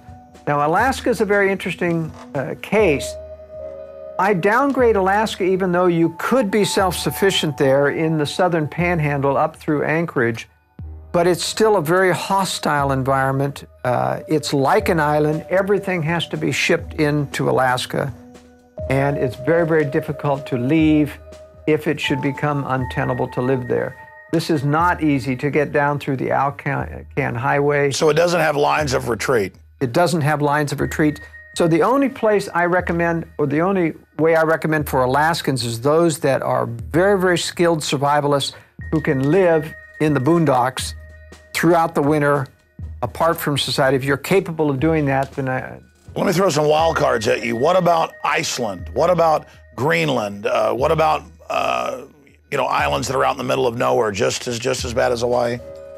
Actually, Greenland is worse. There's only a few pockets of civilization on Greenland that survive even in the best of times. And they, once again, depend on absolute shipping for everything. They don't grow anything there. Iceland depends on everything being shipped in as well. Iceland has recovered from its globalist banking nightmare simply by stiffing the globalists. But if you look 10 years from now, you'll find that they'll be penalized and cut off. They, by reneging on their debt, have got a fairly self-sufficient economy right now. But because it is a socialist economy, they'll be back in the piggy bank, negative piggy bank state, probably within a decade. So I don't recommend Iceland as well. It's just, everything is extremely socialistic in Europe, and they're starting to have a backlash right now against the globalists like Sarkozy in France. He's going to lose this next election.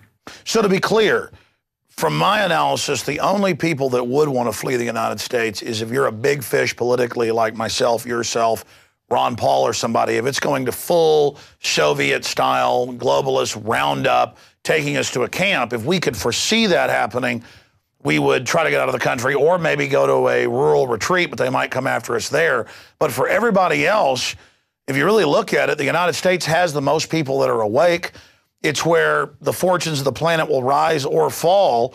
And my instinct, my gut, my discernment is stay in the United States and fight it out here. And by fight it out, I mean occupy the land, be here, educate people, and dig in and hope for the best, but also prepare for the worst.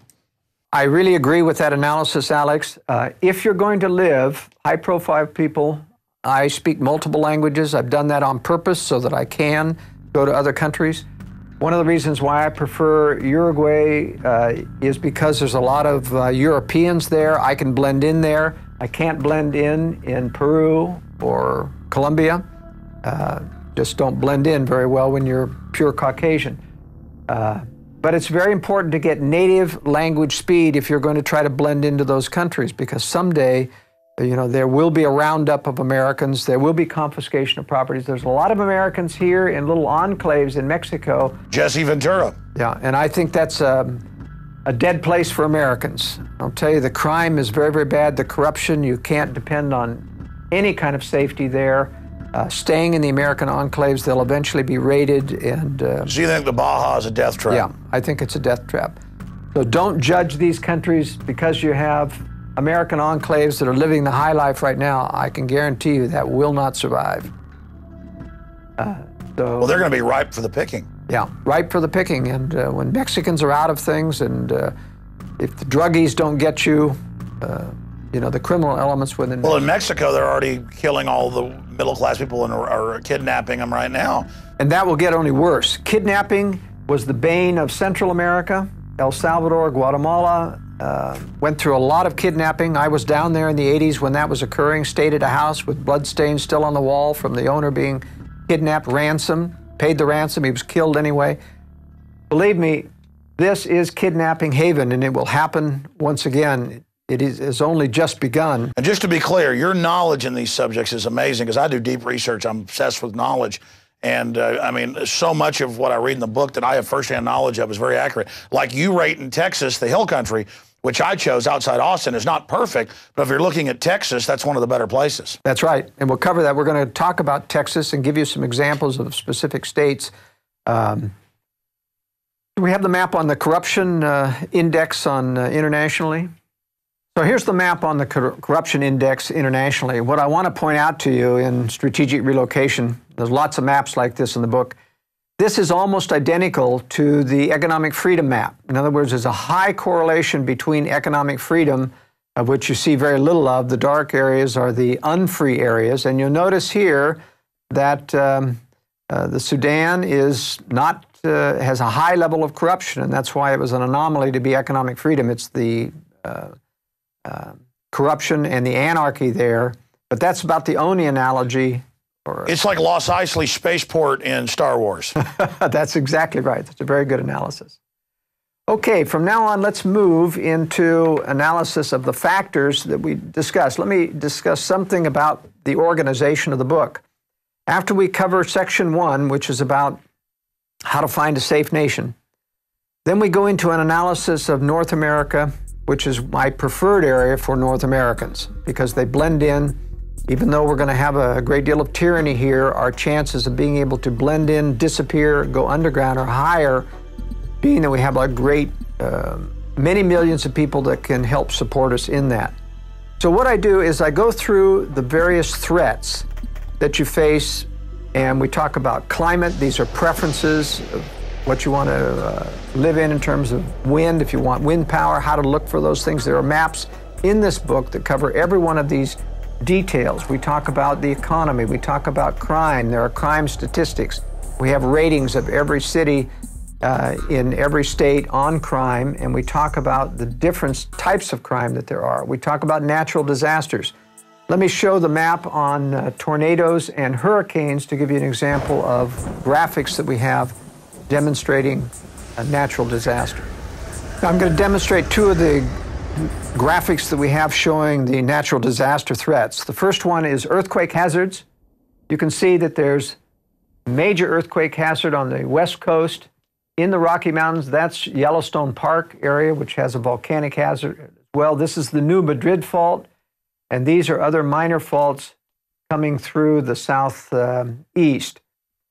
Now, it's interesting that this map doesn't mean that everything is never necessarily devastated if you're in any of these high earthquake areas.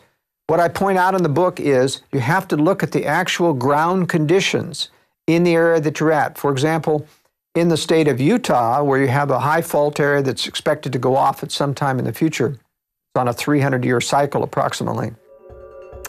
If you are in the low-lying valley, next to a lake where you have a high water table, you'll get a wave action, an earthquake, which will actually flip houses in the air and be very, very destructive.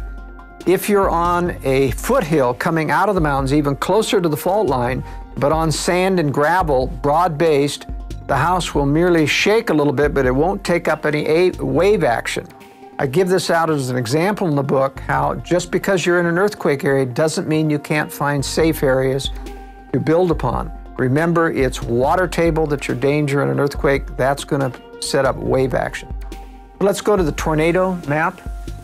Now, this is a graphic of the tornadoes in the United States. It's very graphic because these represent the larger the triangles, the heavier the tornado. This is the danger zone. These are where your F5 type tornadoes. We did have some F5s come through this area, which were devastating to the southeast and pour through here. I've spent a lot of time recently in North Georgia and seen the damage from these tornadoes. It is horrendous what these things can do.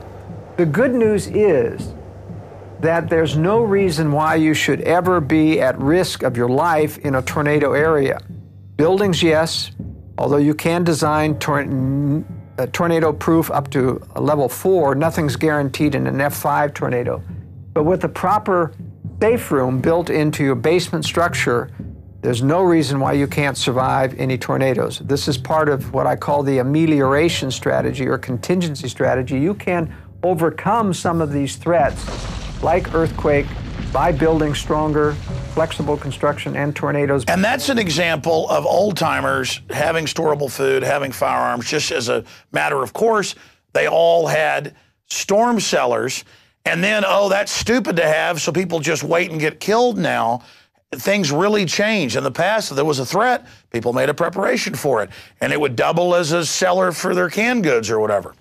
I remember after our recent interview on Infowars.com that I got an email from someone in California and laughing about our interview, saying, I remember the 60s and my father talked about everyone having a fallout shelter, and he was in the military, and he said, we don't need any of that. That's never going to happen here. And I responded to him, well, just remember, you've been warned. When it happens, not my fault that you weren't prepared. But my point is, if you live in Tornado Alley, like people in North Texas or in Kansas or Missouri or Oklahoma, and you know about the hundreds killed every year, just because you have a storm cellar doesn't mean that you think you're going to be hit. It's just, it's there as a backup. That's right. And the advantage, by the way, of building a secure home in these areas is that when you do a high security safe room in a basement with a concrete cap over it, you can tell the building department, if you're in an area that requires building permits, that this is a storm shelter. You have that excuse. You don't have that excuse in areas where there aren't tornadoes. And so it does allow you to avoid talking about having a high security room. And of course, when we design these, we make sure that we don't design all the details into the plans. You simply put a box in concrete, and you don't put any of the facilities in. You call it storage, or you call it a tornado shelter. And then you put in the detailed equipment, which would make it obvious what its purpose is after the building permit process is through. I want to build a concealed fallout bunker. I recommend that everything be concealed. As I pointed out in my World Affairs brief, Obama's executive order detailing to federal agencies the confiscation of natural resources and foodstuffs in an emergency is based upon the National Defense Production Act of 1950. And even though that commandeering power has been removed and repealed in 2009, it'll be back at some other point at an appropriate crisis. But still in the National Production Act of 1950 is the statement about hoarding. If you are caught storing food or having stored food after it's been declared a scarce resource, you're guilty of a year in jail or a penalty of $10,000 a day.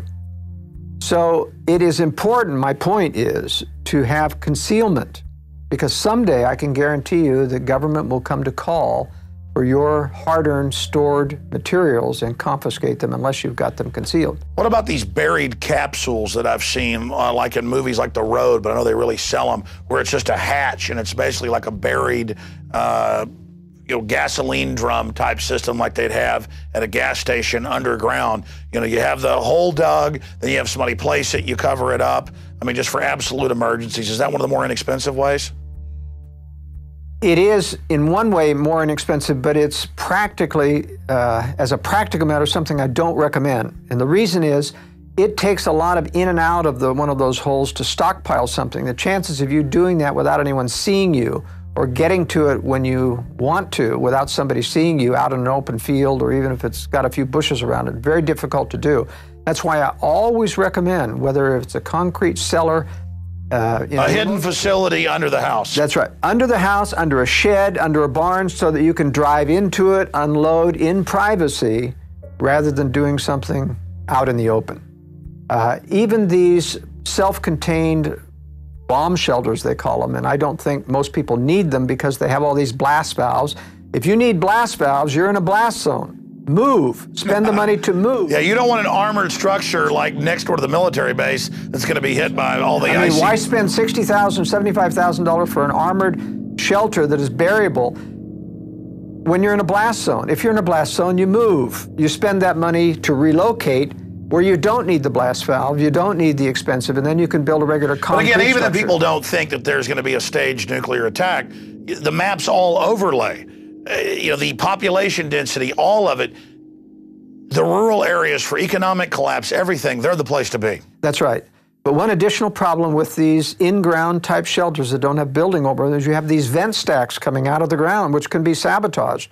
And a lot of people don't understand that a vent is like a microwave conduit communication changer. You can sit there and hear everyone whispering in the smallest tone of voice inside a shelter if you can get close to one of those vents. What about a redoubt built up in the side of a hill, trees in front of it? It can have like ports for guns, all of that.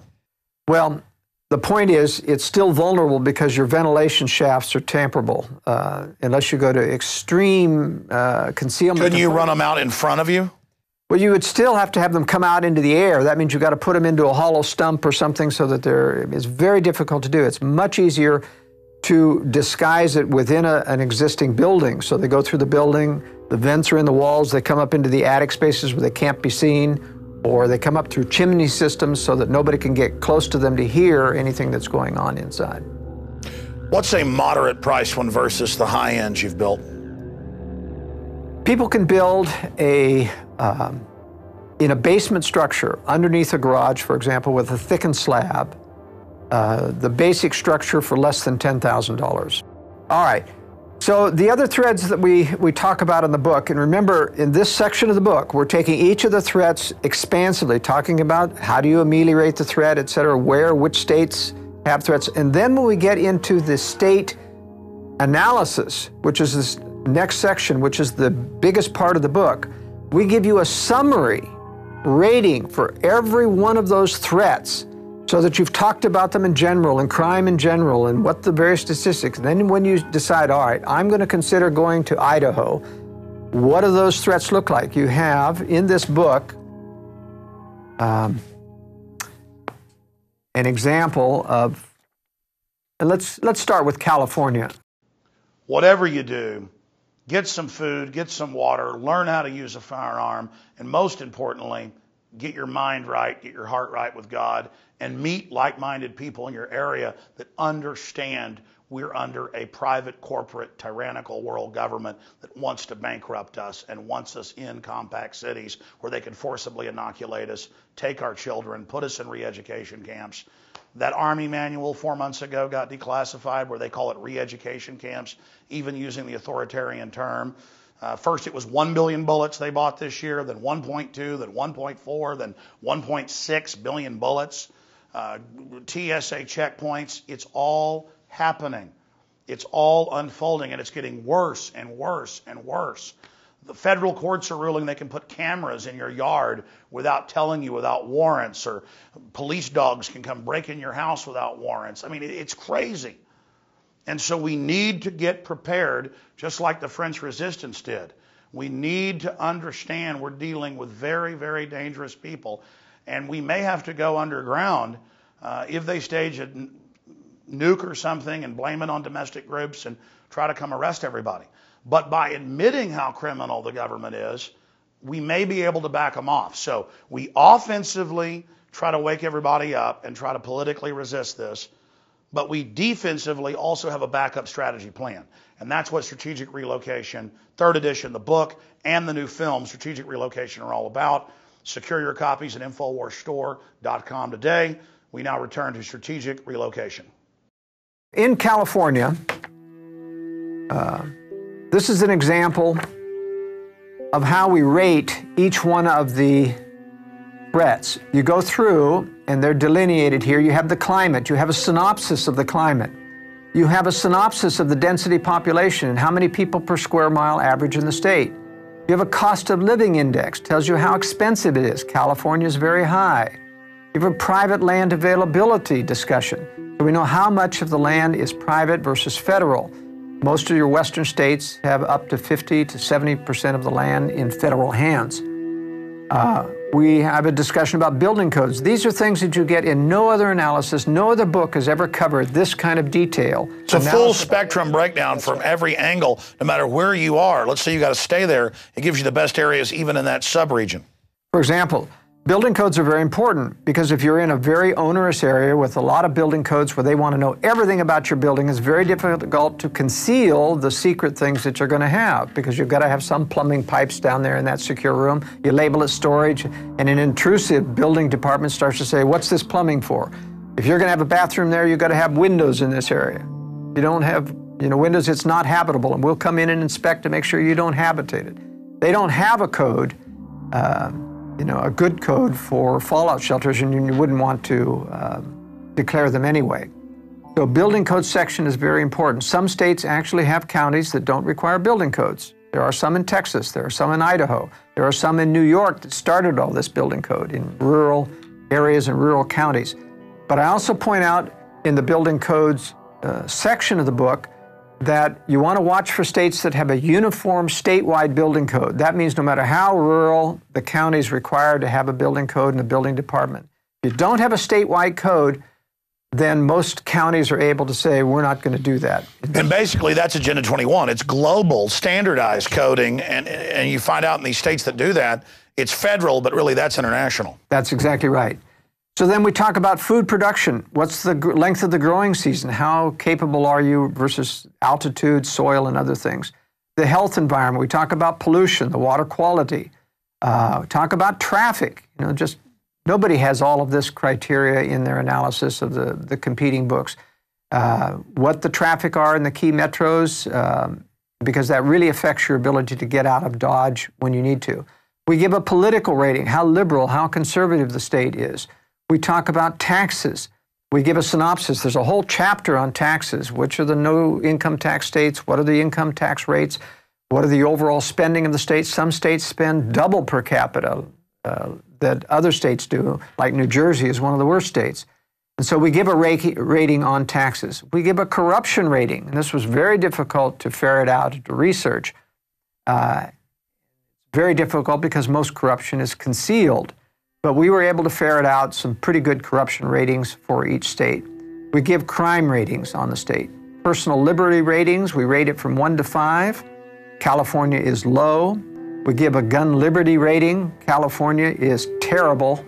One of the few states we gave a terrible rating to. No permit to purchase firearms. Any rifle with a magazine is banned as an assault weapon.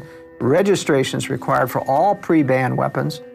No out-of-production guns may be brought into the state, including vintage weapons. It has a may issue, effectively a no-issue concealed weapons permit from the sheriff's office, and no recognition of other state concealed weapons permits. That's the kind of detail that is really helpful in picking a state when you want to. Talk about a death trap, though. I mean, Southern California, if things unravel in any way, it is going to look like absolute hell. That's right, but I'll tell you, California is a mix in that regard. It's got some very good retreat areas if it wasn't that it's in California. It's in the socialist state of the Union. It's in the most highly regulated state of the Union. And yet it's got some beautiful areas in the Sierra Mountains and things, and we'll talk about that when I show you the map. We talk about alternative medicine. This is very important. A lot of people keep asking me and says, are you going, to tell us how to get our meds? And I said, forget your meds. Meds are not going to be had in a crisis. Learn to use alternative medicine now and get into states which allow alternative medicine, because then that little mini industry isn't stifled. You have naturopaths, you have chiropractors who know how to prescribe good nutrition, etc. I talk about homeschooling freedom. This is going to be very important. Another thing on alternative medicine you need to be aware of is that hospitals someday are going to become a screening, filtering mechanism to screen out homeschoolers, screen out people who believe in discipline, because they already admit that. They say it's going to be the new tyranny to enforce all the surveillance. And vaccinations and those, and it's very deadly. California just passed a law where they vaccinate kids without parental consent. I mean, that's like red alert exodus. And so what I'm saying is alternative medicine and lay midwifery freedom in a state is very important, because the ability to have children outside of a hospital with a trained lay midwife is very important to avoiding the trap, the stamp of You know, we have known stories of women who have said, I don't want vaccines. They take their baby away to the nursery and they come back, oh, we forgot we vaccinated your child. Or they try to have CPS take them. And that's what's so amazing is how deep the tyranny's already gotten. And someday there's going to be a litmus test whether or not they'll give your baby back from the nursery. You've got to sign that you don't believe in cruel and unusual discipline like spanking, you know, that you'll have them vaccinated. And they won't give your baby unless you sign on the dotted line. So someday I believe that freedom-loving people are going to have to stay out of the public schools. They should be out of them already, frankly. And they're going to have to stay out of the hospital system. And that means learning to be healthy, learning alternative medicine, good nutrition. Well, I think it's important to exodus the major cities to create communities of liberty and freedom already. I mean, why wait? Why wait for the threat of biological weapons or collapse? We should be getting the hell out of here to begin with. But realistically, a lot of people still have to stay close enough to live. A lot of people don't have the liberty of husband and wife. It takes at least a full-time job for a husband and wife to teach at home. So the globalists did that on purpose. I understand the limitations, and I realize one of the reasons they made it tough economically is to get the women in the workforce, to degrade the family and those types of things.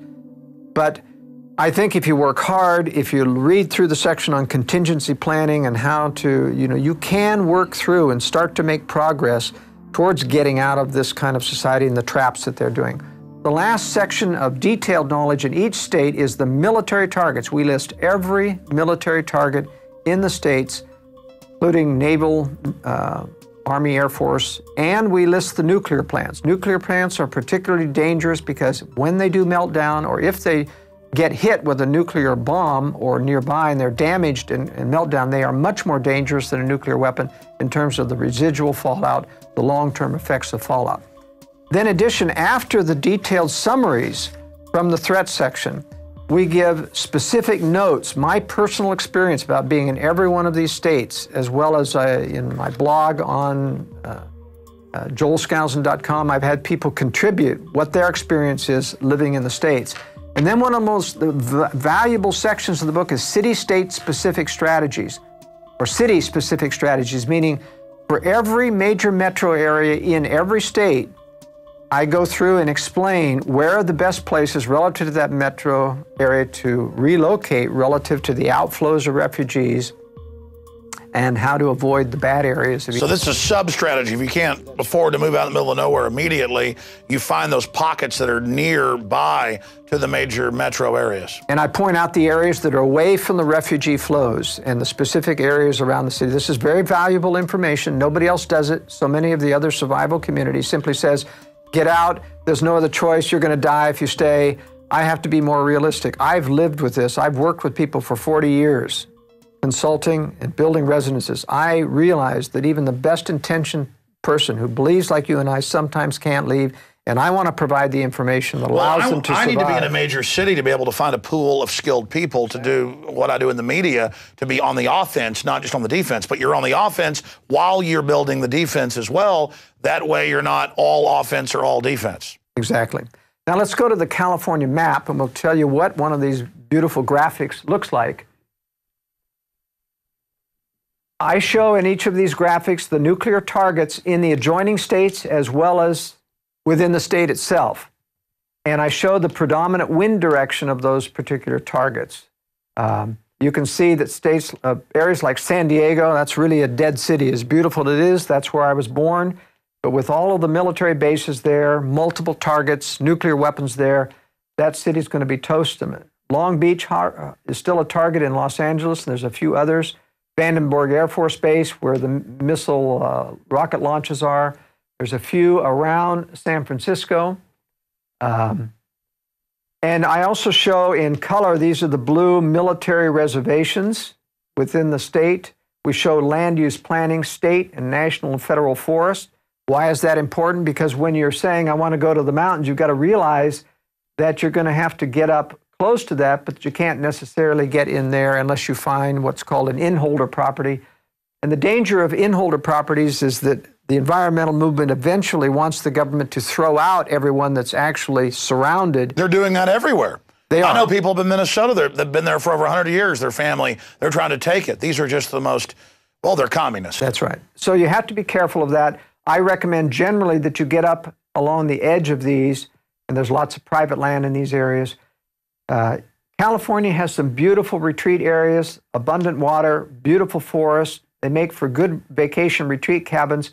Their only problem is you have these high-density population areas, and they're all heading for the hills when something happens. So the chances of getting overwhelmed are good. Better chances of reversing that are to get on the backside of the Sierras so that people have to get over the mountains to get to you. That cleans out and reduces a lot of the people that... It's like a filter. That's right. It's like a filter. And so in terms of finding retreats in California, for example, people in San Diego need to get back up here in the foothills. There's a lot of property in these areas. Even though it looks totally green, there's a tremendous amount of private land in that area. And you get behind the mountains so that you're blast zone protected. You can survive in those areas and commute into the area. One of the interesting things that I point out in another part of my book, however, is that for people who have to live in the LA Basin, San Diego Basin, if you decide to get out, if you're reading my World Affairs Brief and you get advance warning and you get out, you have to get all the way over into Arizona in order to get up to safe areas, because there's only one road out of this, and it goes through Las Vegas, one road. Also Interstate 95, which goes up there, and there's a lot of military targets. And so in order to clear into a safe area like Utah, which is a 5-star state, you've got to get clear over here past Phoenix, or bypass and go up into Flagstaff and get up around the Grand Canyon, also one road. That's how tenuous it is to get to safe locations from this Southern California area. You got 30+ million people in California. That's right. So you see, it's very difficult. One of the strategies that I recommend for people who are young enough to learn is to learn how to become a pilot. Being able to fly out of these areas is a great strategy. And it's an industry that's going down, so there's a lot of room, a lot of people hungry to train you and fly you, and it takes a little bit of money, but generally you can get a pilot's license for less than $5,000. So that's another strategy. Let's talk about a safe state now. Let's go to Idaho. Before we go to the Idaho map, I want to go to a general map of the United States to show some strategic value of areas in the east and the west and why Utah and Idaho end up being so highly rated. As we remember, we talked about population densities are extremely high in this eastern area. And in fact, it extends completely over to about halfway through the states of in the middle of the country. A lot of people out here in the farmland as well. Because of that high population density, none of these states rate anything above 3 in the East Coast. Tennessee is the highest rated state because it's got the Cumberland Plateau. There's this big Appalachian mountain chain here, which kind of is a blocking area for the major population center here. The Cumberland Plateau in Tennessee is a high 1,000-foot plateau. People will tend to infiltrate through the mountains, over the mountains, through the valleys. And when they get into the Tennessee valleys, they're very tempting to stay in the valleys. Nobody wants to climb up a 1,000-foot plateau where there's not a lot of people. That's one of the reasons why this is very good. For the Northeast, they need, there's this Northeast region of the wooded areas of Maine, New Hampshire, and Vermont, and upstate New York. Those are the only safe areas. The problem strategically is that once you retreat up there, you're stuck. If it becomes untenable, you can't get back west because these population flows will flow this way and cut off any retreat unless you go up through Canada, if one wants to try to get further west if this becomes untenable. The major refugee flows coming out of the East Coast will be in this population area here. They'll head out through Philadelphia, Pennsylvania. Some will go north along that, some will go south this way, trying to avoid the mountains, and that's why we give a lower rating to the southeast states, Mississippi, Alabama, and Georgia. They'll also have all of the refugees flowing out of Florida. This is a 0-rated state as well because it's untenable for survival of this amount of population, and most people will tend to flee south and then west towards Louisiana and Texas. So that's going to make Louisiana, Mississippi, Alabama a disaster zone. Right. The only good areas that I recommend in these southeastern areas are the northern hill country and mountainous areas. The Ozarks of Arkansas are a good area, southern Missouri, That's the primary destination. Yeah, a lot of Midwest. elites are building bunkers in that area. That's right, they are. The great advantage that the West has, the far West, now these are your troubled areas here where your population densities are, but centering around Salt Lake City, for example, even though this is not a recommended area itself, and you can see there's a military target in Hill Air Force Base as well as the new NSA computer center, data center there, which makes another additional target. The greatness of the Intermountain West is that you're surrounded by 500 miles of mountains or deserts that keep people from Denver, Los Angeles, San Francisco, or Seattle from getting across those deserts without gasoline, electricity, and other infrastructure. You're not going to walk across those things, I can guarantee you. It has a huge filter. It's a huge filter, and that's why this is the safest zone here in the West. What's the sweet spots? Where do you live? All right. I live in Utah here and south of this zone here, which I consider the southern and central part of Utah safer than the north because you're cut off from this area here. How is the gorgeous areas around Monument Valley down here in the south? Yes, these are all the red rock country of Utah. And the beauty of red rock country is that they're desert, there's very few people. You can survive. The mountains provide the reservoirs of water. There are rivers coming out of all of those mountains. And if you can get water, even though it cannot sustain a great deal of population in these areas, you want that to be a filter. You want people to think, I'm not going to Utah because there's no water. Well, there is water for those that are already there. And there are high altitude mountains for retreat cabins, which become very inaccessible in excess of 7,000 to 10,000 feet, where you can get up where very few people can hike and get to. And they're forested here. Now, Colorado has some of the same terrain, but the problem is Denver is a major New World Order center. There's a major concentration camp being prepared in Denver. There are secret bunker systems under the Denver airport. There are black helicopter bases out of Buckley Air Force Base in Colorado. And just a few miles down the road is Colorado Springs. And there's Colorado Springs, Cheyenne Mountain. I don't know why the powers that be moved NORAD out of Cheyenne Mountain into Peterson Air Force Base. It makes the city an obliterated target. And I have recommended everyone in Colorado Springs who hears my voice needs to be relocated so they're not there, because the powers that be have made a major Air Force base within the city as a target. Omaha, Nebraska, of course, is Offutt Air Force Base. That's the alternate Cheyenne Mountain here, and that's where all of the powers that be went during the 9/11. That's where the president went. That's where Warren Buffett had all of the CEOs, top CEOs from the World Trade Center at Offutt Air Force Base. You can't tell me that they didn't know what was coming on. Now, Montana, Idaho, and Wyoming are, to a certain extent, in many regards, better than Utah. I got to stop you. How weird is that? It was in the news that they had hundreds of these top people.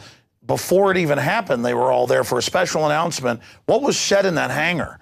What was done? I mean, did they say, look, you've seen what's happened, get in line? I mean, that talk about bizarre. It is. Unfortunately, nobody's talked. We don't know. They won't give a list of who was there, although we do know that some of the CEOs that survived were at Offutt Air Force Base. Yeah, who would have been in the World Trade Centers that day? That's right, who would have been in the World Trade. They had advance notice. Now, I'm not saying that everyone who left knew what was happening to the World Center, but certainly Buffett knew. Certainly, he's shown himself to be an insider player. And that's the excuse to get him out. And plus, they're acting secretive about it. That shows you something was going on. That's right. So there are some advantages to being to the north in more hostile climate in terms of, and this is the area right here, which Jim Rawls of the Survival Blog has his redoubt, which he feels is the safest area, but that's from a military standoff point of view. I don't subscribe necessarily to that for most people. Very few people are capable of engaging in a military standoff. I also give high credence to areas that have a high population base of people of the Mormon faith because they're preparedness oriented. They have a lot of food storage, a lot more than the population in general. Shifting gears, I noticed Montana and North Dakota has incredible nuke strike points. That's right. These are where your missile fields are still remaining in the United States, and that's why I give a very poor rating to anything in this area here. But there's a mountain range separating this safe area here, and that is not a missile strike area. That's a Bureau of Land Management area here. But this is where Pastor Chuck Baldwin went with his people, Whitefish, Montana, Kalispell, Montana. It's a very good area. The problem with these areas, they are very safe. They are a long distance away from, how should I say, civilization. So you got to take 2 hops to get to a major port like Seattle or other place where you can fly out. So if you're running a business, if you have to travel, that's why for most people, this area around Salt Lake City, even though I don't recommend the city itself, this area is much more user-friendly in terms of getting... Moving quickly, tell me about the Midwest. Tell me about Austin, where we're at. Tell me about... All right, so Texas, and what I really need to do is shift to a different map here. These are the safe areas outlined in yellow here. And let's talk about Texas a little bit. We have accentuated, this has been enhanced graphically to show population in red. Every one of these dots are thousands of people.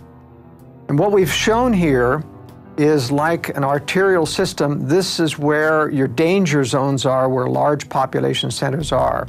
San Antonio is a large one. Dallas-Fort Worth is the largest. Houston is a large one here. And you have to realize that those population centers, when these cities die through cutoff of supplies and infrastructure, are going to get out in the hinterland. Most people are going to try to follow roads to get to a place where they have relatives or they know other people. They're not going to make it. The freeways are going to be crowded. They're going to run out of gasoline. They're going to run out of food. And then they're going to start to go north and south of those freeways. And that's why these areas here are away from those patterns. This in the southeast Texas area, the pine forest, this is beautiful country around Palestine, Texas, etc. Yeah, we've got a ranch right there. Yeah. There's a lot of beautiful land here, but there's a lot of little towns there. In other words... Well, when hurricanes hit, they had one a few years ago, crime exploded as everybody got flushed out of Houston. And literally the millions of illegals, that was one of the big problems. It just poured up into these areas. But a bunch of people got shot when they were trying to rob and stuff. But it was a crime wave up here as everybody got driven out of Houston when it flooded. So these are what I would call macro recommendations, meaning these are general areas where you want to find specific. It doesn't mean that everything is as safe as everything else here. I give specific recommendations in the book of how to find specific safe properties. It's just if you're going to be in Texas, here are safer areas. That's right. Here are bug out routes. Right. These are the areas, and these are the dangerous areas that you don't want to be anywhere near close. Remember, you can look at these as pockets of high density people that when things are cut off, they suddenly triple their size, and everything around that becomes compromised as they expand out to look for food. So even though you may right now have a real nice piece of property outside of Austin, if you're 20 minutes away, the chances are it's going to get overwhelmed at some point. So you need a leapfrog strategy for minor, moderate catastrophes. You can survive 20 minutes out, but then you need a cabin out there in the hill country further on that's out there so far that nobody's going to walk to it. That's the basic strategy. And as you see in this of the Midwest here, you see these huge areas, Detroit and Chicago and Columbus and Cincinnati. And even though there's a lot of rural, and you drive through those areas and you think, gee, this is still very rural, you've got to look at these depictions that we've made of how dense these populations are. And when they spread out, all of these areas around those are going to be compromised. And so you have to be pretty far away to even have any chance of surviving. And you're much better off when you start getting further west, where it gets... And just watch what the elites do. It's on the news. They're building bunkers and castles and armored redoubts in the Ozarks. That's right. I mean, it's amazing. And I know you've built some of these homes or advised on them. That's right. So let's go to Idaho then, if you want to bring up the map of Idaho, and we'll talk about a safe state and some specific areas in this. Now, Idaho has Boise here, which is the only economically viable area for people who have high-income jobs, technical jobs. Boise is kind of a new technical center. This is a beautiful farming valley along the Snake River. Good areas on either side of this. This is all irrigated farmland. This is a little better out here in terms of being away from the main freeways. Very few people come up this way, but this is a beautiful retreat area here. Lots of farmlands here. This is Jackson Hole over here, which is not a good area, but this is a beautiful mountained forested area here where lots of high mountain cabins, and yet you can grow crops down here in this area. This, however, this shows how I point out in the book, climate plays a role. This is the rocky chain coming down here, and then it goes down into Utah. Your cold mountain air from Canada comes sweeping down in here, and you get some very severe cold winters. These areas are almost 15 degrees warmer in the winter than these areas because these mountains keep this cold air from coming back into this area. This is a banana belt here in Idaho around Lewiston. One of the top retreat areas here is along the Nez Perce River. This is where Kuskia is. This is the Nez Perce Indian Reservation, which I don't recommend you get on because of the sensitivity of minorities taking back their land, even if they contract with you. But here you get Columbia River, moist northwest air. You get trees growing down at the 2,500 foot level, conifer trees, whereas here in the high mountain and in Utah, you don't get conifers up till 6,000 feet. It takes snow to melt to grow conifers. But here you get enough rain from the northwest coming over that you have a microcosm. This is like northwest climate, clear up here into the panhandle of Idaho. A lot of beautiful areas here, Boundary County, around Sandpoint, Idaho, no building codes up in Boundary County. This is where Hayden Lake is, where the Aryan Nation was. They have been rooted out. This was a government operation of playing like they were neo-Nazis. They had hired Pastor Butler to run that organization, but they're cleared out now and gone. So this is healing.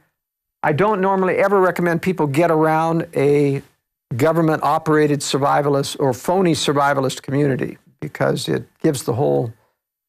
And they're looking to set people up. And they're looking to set people up. So you don't want to join survivalist groups that are very public, militia groups. You want to be supportive, but if you join, all of those organizations get infiltrated. Very dangerous to be a part of it. So I recommend informal networks of people.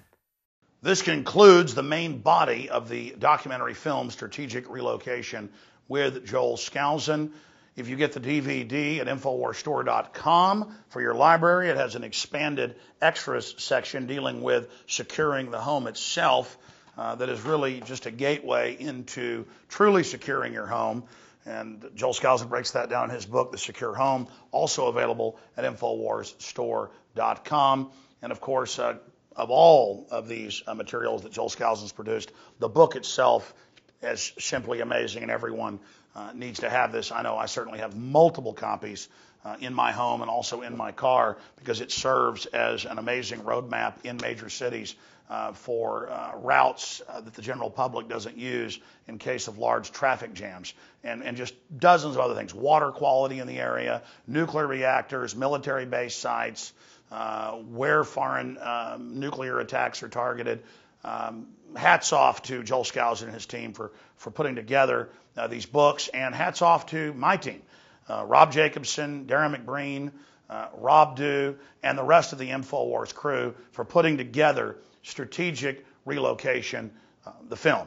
So again, I invite all of you to start getting prepared today. The journey of 1,000 miles starts with a single step, and things that you think are really hard to do are actually easier than you think and quite exciting. Last week on the radio, in closing, I told the story of how I would go on the hike and bike trail and hike, and I see people running on really rough trails with no shoes. And I was thinking a few weeks ago on an 8-mile hike trying to get in shape, I remember being a kid running around in the woods by my house and down the street and down gravel roads without shoes in the summer. And then I remembered how during the winter I'd have boots on or shoes and my feet would be soft at the first of the summer, but by the end they were like shoes. I mean, God gave us great design where we have basically shoes that keep regrowing the soles. And so I went for a mile walk without shoes on a gravel gully trail, and the first few hundred yards it was torture. All of a sudden my feet went numb, and I was able to jog back the half mile back and only got a few cuts on my feet. and now I'm growing even bigger calluses. And my point is, it's like that politically or anything. You've just got to start applying pressure to the system that you know what they're doing, while at the same time getting yourself prepared and warning others. This is a life and death situation we're talking about, and that's why we put together this preparedness film. I'm Alex Jones signing off for the Infowars.com team. Please use the internet and this information while it's still here. The system is moving towards curtailing free speech, not just here, but worldwide. So let's go to the East Coast now, Alex, and explain one of the more difficult states to get out of and live in. We're going to talk about New Jersey. New Jersey is a zero-rated state, like Florida and Hawaii. It's just got a tremendous amount of difficulties to overcome. It isn't to say there aren't some nice rural farm areas in New Jersey, but New Jersey has the problem that it's backed up by all of this population center, Staten Island, Manhattan, and everybody's going out through Jersey even to get up towards New York. So this is one of the most difficult things to consider as well when you consider you've got Philadelphia right here, so that you're sandwiched, and even people trying to go this way is going to run smack into the social unrest of Philadelphia. Going down south in terms of retreats is a problem because you've got this Delaware River coming up here. You're cut off except for a few bridges. There's nothing worse than trying to retreat and having millions of people come down there and get stuck at a bridge where nobody can get across. So I have taken time in the book to give a very specific example of how you plan if you have to live in New York and you're living in a suburb of Newark, for example, of how to get out of this area and how carefully you have to plan. I'm going to switch to this larger map now to indicate how to do this. This is Newark, Manhattan here, Staten Island. In our example, we've got a family living in Livingston. This is in a suburb, and there are miles and miles and waves of suburbs. They don't start to really get rural until you get out about this far.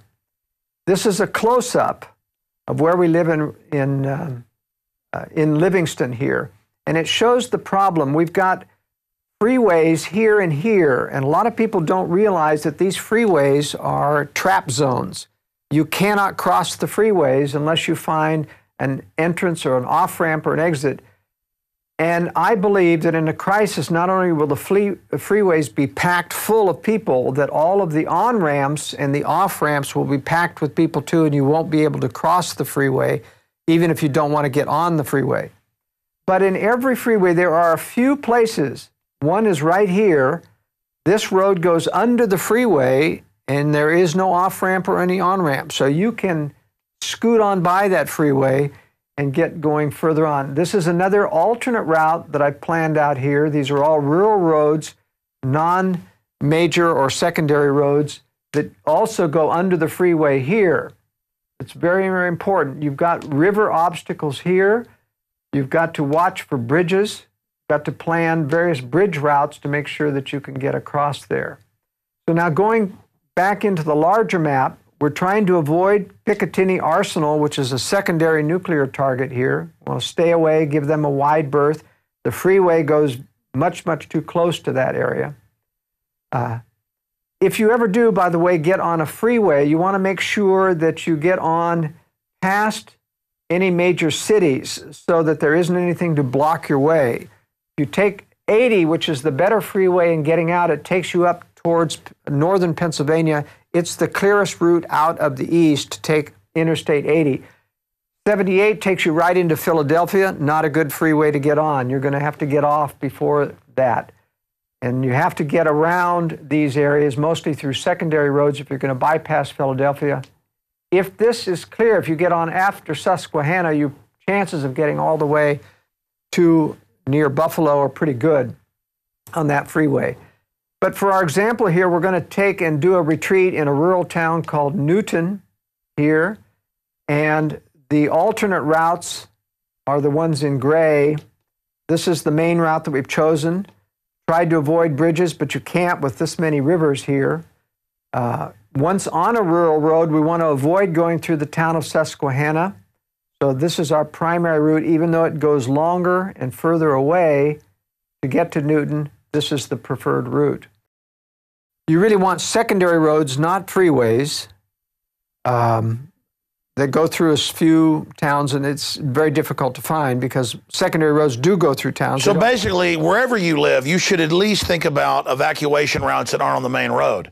I mean, when it's Friday night, you can't get home because of the traffic. Whenever there's a hurricane, it creates traffic all over the state as everybody drives up. People die on the highway. They get stuck for days. They run out of gas. I mean, if you get a real collapse or a war or an attack, it would just be bedlam. That's right. One of the interesting things to practice is during maximum traffic hour, when even the secondary roads in a town going to places are pretty full of traffic, try to map out a route where you only go on the residential streets and time yourself, and you'll find generally you'll get through faster by sticking just to the residential. And that simulates. I already do that. That simulates what you would do, is actually go down residential roads that just have houses on either side that are not a secondary road. But this is the key. The key is finding, and you have to do this with Google Maps. If you get to Google Earth or satellite view, you can zoom in close enough that you can see, if you follow this freeway with your mouse, you can find areas that don't have an on-ramp or an off-ramp. And that's the secret for getting through. But bottom line, if you can, don't live in New York or New Jersey. Don't live in Hawaii. Don't live in Florida. And if you're going to have to live in one of these other states, live near enough to one of these safer pockets. That's right. And what I tell people is that you do have time. I'm convinced that the scenarios that we talked about of economic collapse are not going to occur precipitously. The dollar cannot be devalued. A devaluation refers to a fixed rate compared to another currency that is allowed to make one get lopsided. And a devaluation occurs, they change the fixed rate, and suddenly it's worth 30% less. That can't happen with the dollar. It's not pegged to any other currency.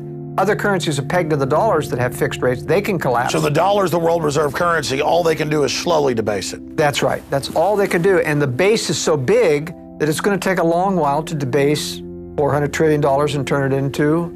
But it's causing the other currencies to accelerate their debasement. So that's that. The experts think there's some trigger point where it accelerates the devaluation. Well, I'm not so sure, because we have to remember that the other currencies love U.S. inflation. That allows them to hide their increased inflation and still stay equal with the dollar.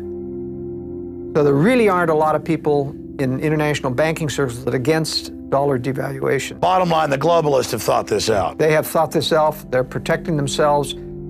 It's got a long way to go. I'm predicting a downhill slide till they have an exit strategy. War will solve it all. Then they can erase it all. They can erase it all. Forced azure. We walk away blameless. But here's the question. Why are they digging in? People say, Alex, why are you concerned about this? Why are the elite digging in? Because they don't want, and they know that the world population, especially the U.S. population, will not accept boiling the frog forever. At some point they will rebel. I'll tell you, when they have to go defend a wetlands violation in The Hague and hire an international attorney, you're going to have hell to pay politically. They're going to say, get us out of that treaty, get us out. We demand to remove from the United Nations. That would start to happen if they really started. They've got us under UNESCO trying to ban people doing chores on the farm. They know, I agree with you, they're accelerating their program. I agree, they want to do it long term, but it's a catch-22. Long term, yeah, they can get it done, but they don't have long term because we're checkmating them. So it's almost like the Patriot Liberty movement is so successful, we're almost driving them into a confrontation. Where they have to choose war as the ultimate thing to knock down the opposition. The war knocks down all opposition. So then why not go ahead and give in to them? I'm not saying that, but if we're driving them into doing this, which I agree, then why do we do the right thing? Because justice be done, may the heavens fall. We can't give in. It's against our principles. We can't just walk in and say, we give up. So it's better to confront them and force them to react on our turf than to just lay down. Absolutely, because at least we build a remnant. This is to me, it doesn't matter if I don't believe that we can win back the whole nation. My purpose is to do what's right, convert as many people as possible, leave the rest up to the Lord, create a remnant, and out of that remnant, He can inspire them to band together to build liberty anew. But I believe personally that we'll build liberty anew in pockets, not as an entire nation. A nation has to go through tribulation, retribution, collapse and fall before it rises again. And it starts like the U.S. did, as a pocket. You can't reform London. You couldn't reform England. They tried. for nearly 100 years. But you create the pockets on common sense and biblical principles, and then it expands again. That's right. We have no other colonies. There's no more Americas to discover, but there are out-of-the-way wilderness places. It's like rediscovering freedom, colonies of freedom. That's right. And we're going to build colonies of freedom around the world, and most of them are going to be in the United States because that's where most of the freedom, educated, loving But they'll people have are. such success that it will then become an example. Instead of America now being this model of evil, did you see where the communist Chinese used the NDAA as an excuse to pass a similar law? Yes, yes. I mean, now America's gone from the light on the hill to this dark light. And in fact, the Russians themselves have increased their sophistication about the use of conspiracy and feigning weakness through watching the American globalists do it to us. And in fact, that's what Russia today, RT television, is focusing its attention on American conservatives. American conservatives keep thinking, wow, we got a television station that tells the truth. Well, they're not telling the truth because they like us. They know that it will foment division, and they hope to capitalize on that someday. But these KGB disinformation outfits are not our friend, even though they tell the truth a good portion of the time. I've noticed they let me on RT America that's just focused here. They do not have That's me. right. They do not have me on the big global one that's actually on broadcast TV in Europe. Watson says, because I have guys that work for me over in England, or they contract for me over there writing articles, great minds, and they say, yeah, this is on broadcast TV here, not just on cable. But that's the big RT. But they'll have me on to talk about it here, but it's compartmentalized. That's right. Absolutely. So my message to your audience here today is prepare wisely in advance. I've got plenty of information about doing contingency planning, that you don't have to make the leap before you're ready, but do it wisely, prepare stages. There's dozens of strategies that people can implement successfully, evade these problems, get out of town when you need to, but they need to read the book. They do. And the book, ladies and gentlemen, is available at Infowars.com. Strategic Relocation, North American Guide to Safe Places, 3rd edition. And also when you order it at Infowars.com, you'll get other evil contraband like a pocket constitution, Infowars bumper stickers, free added to that. We also carry books on Agenda 21 and a lot more at Infowars.com. But this is invaluable. It's the best book out there, and that's why I'm promoting it. I also hope you'll get copies of this DVD presentation and give it to everyone you know, so they'll at least start the process of thinking about protecting themselves, because the government can't and won't protect you. It is up to you in the final equation. That's it for this extended breakdown. Great job, Joel Skousen of World Affairs Brief. We're going to also have some extras here on the DVD that expand on how to secure your redoubt or your bug out location, that cabin, if you're able to secure it. So that's coming up in the expanded extras. Thank you for watching.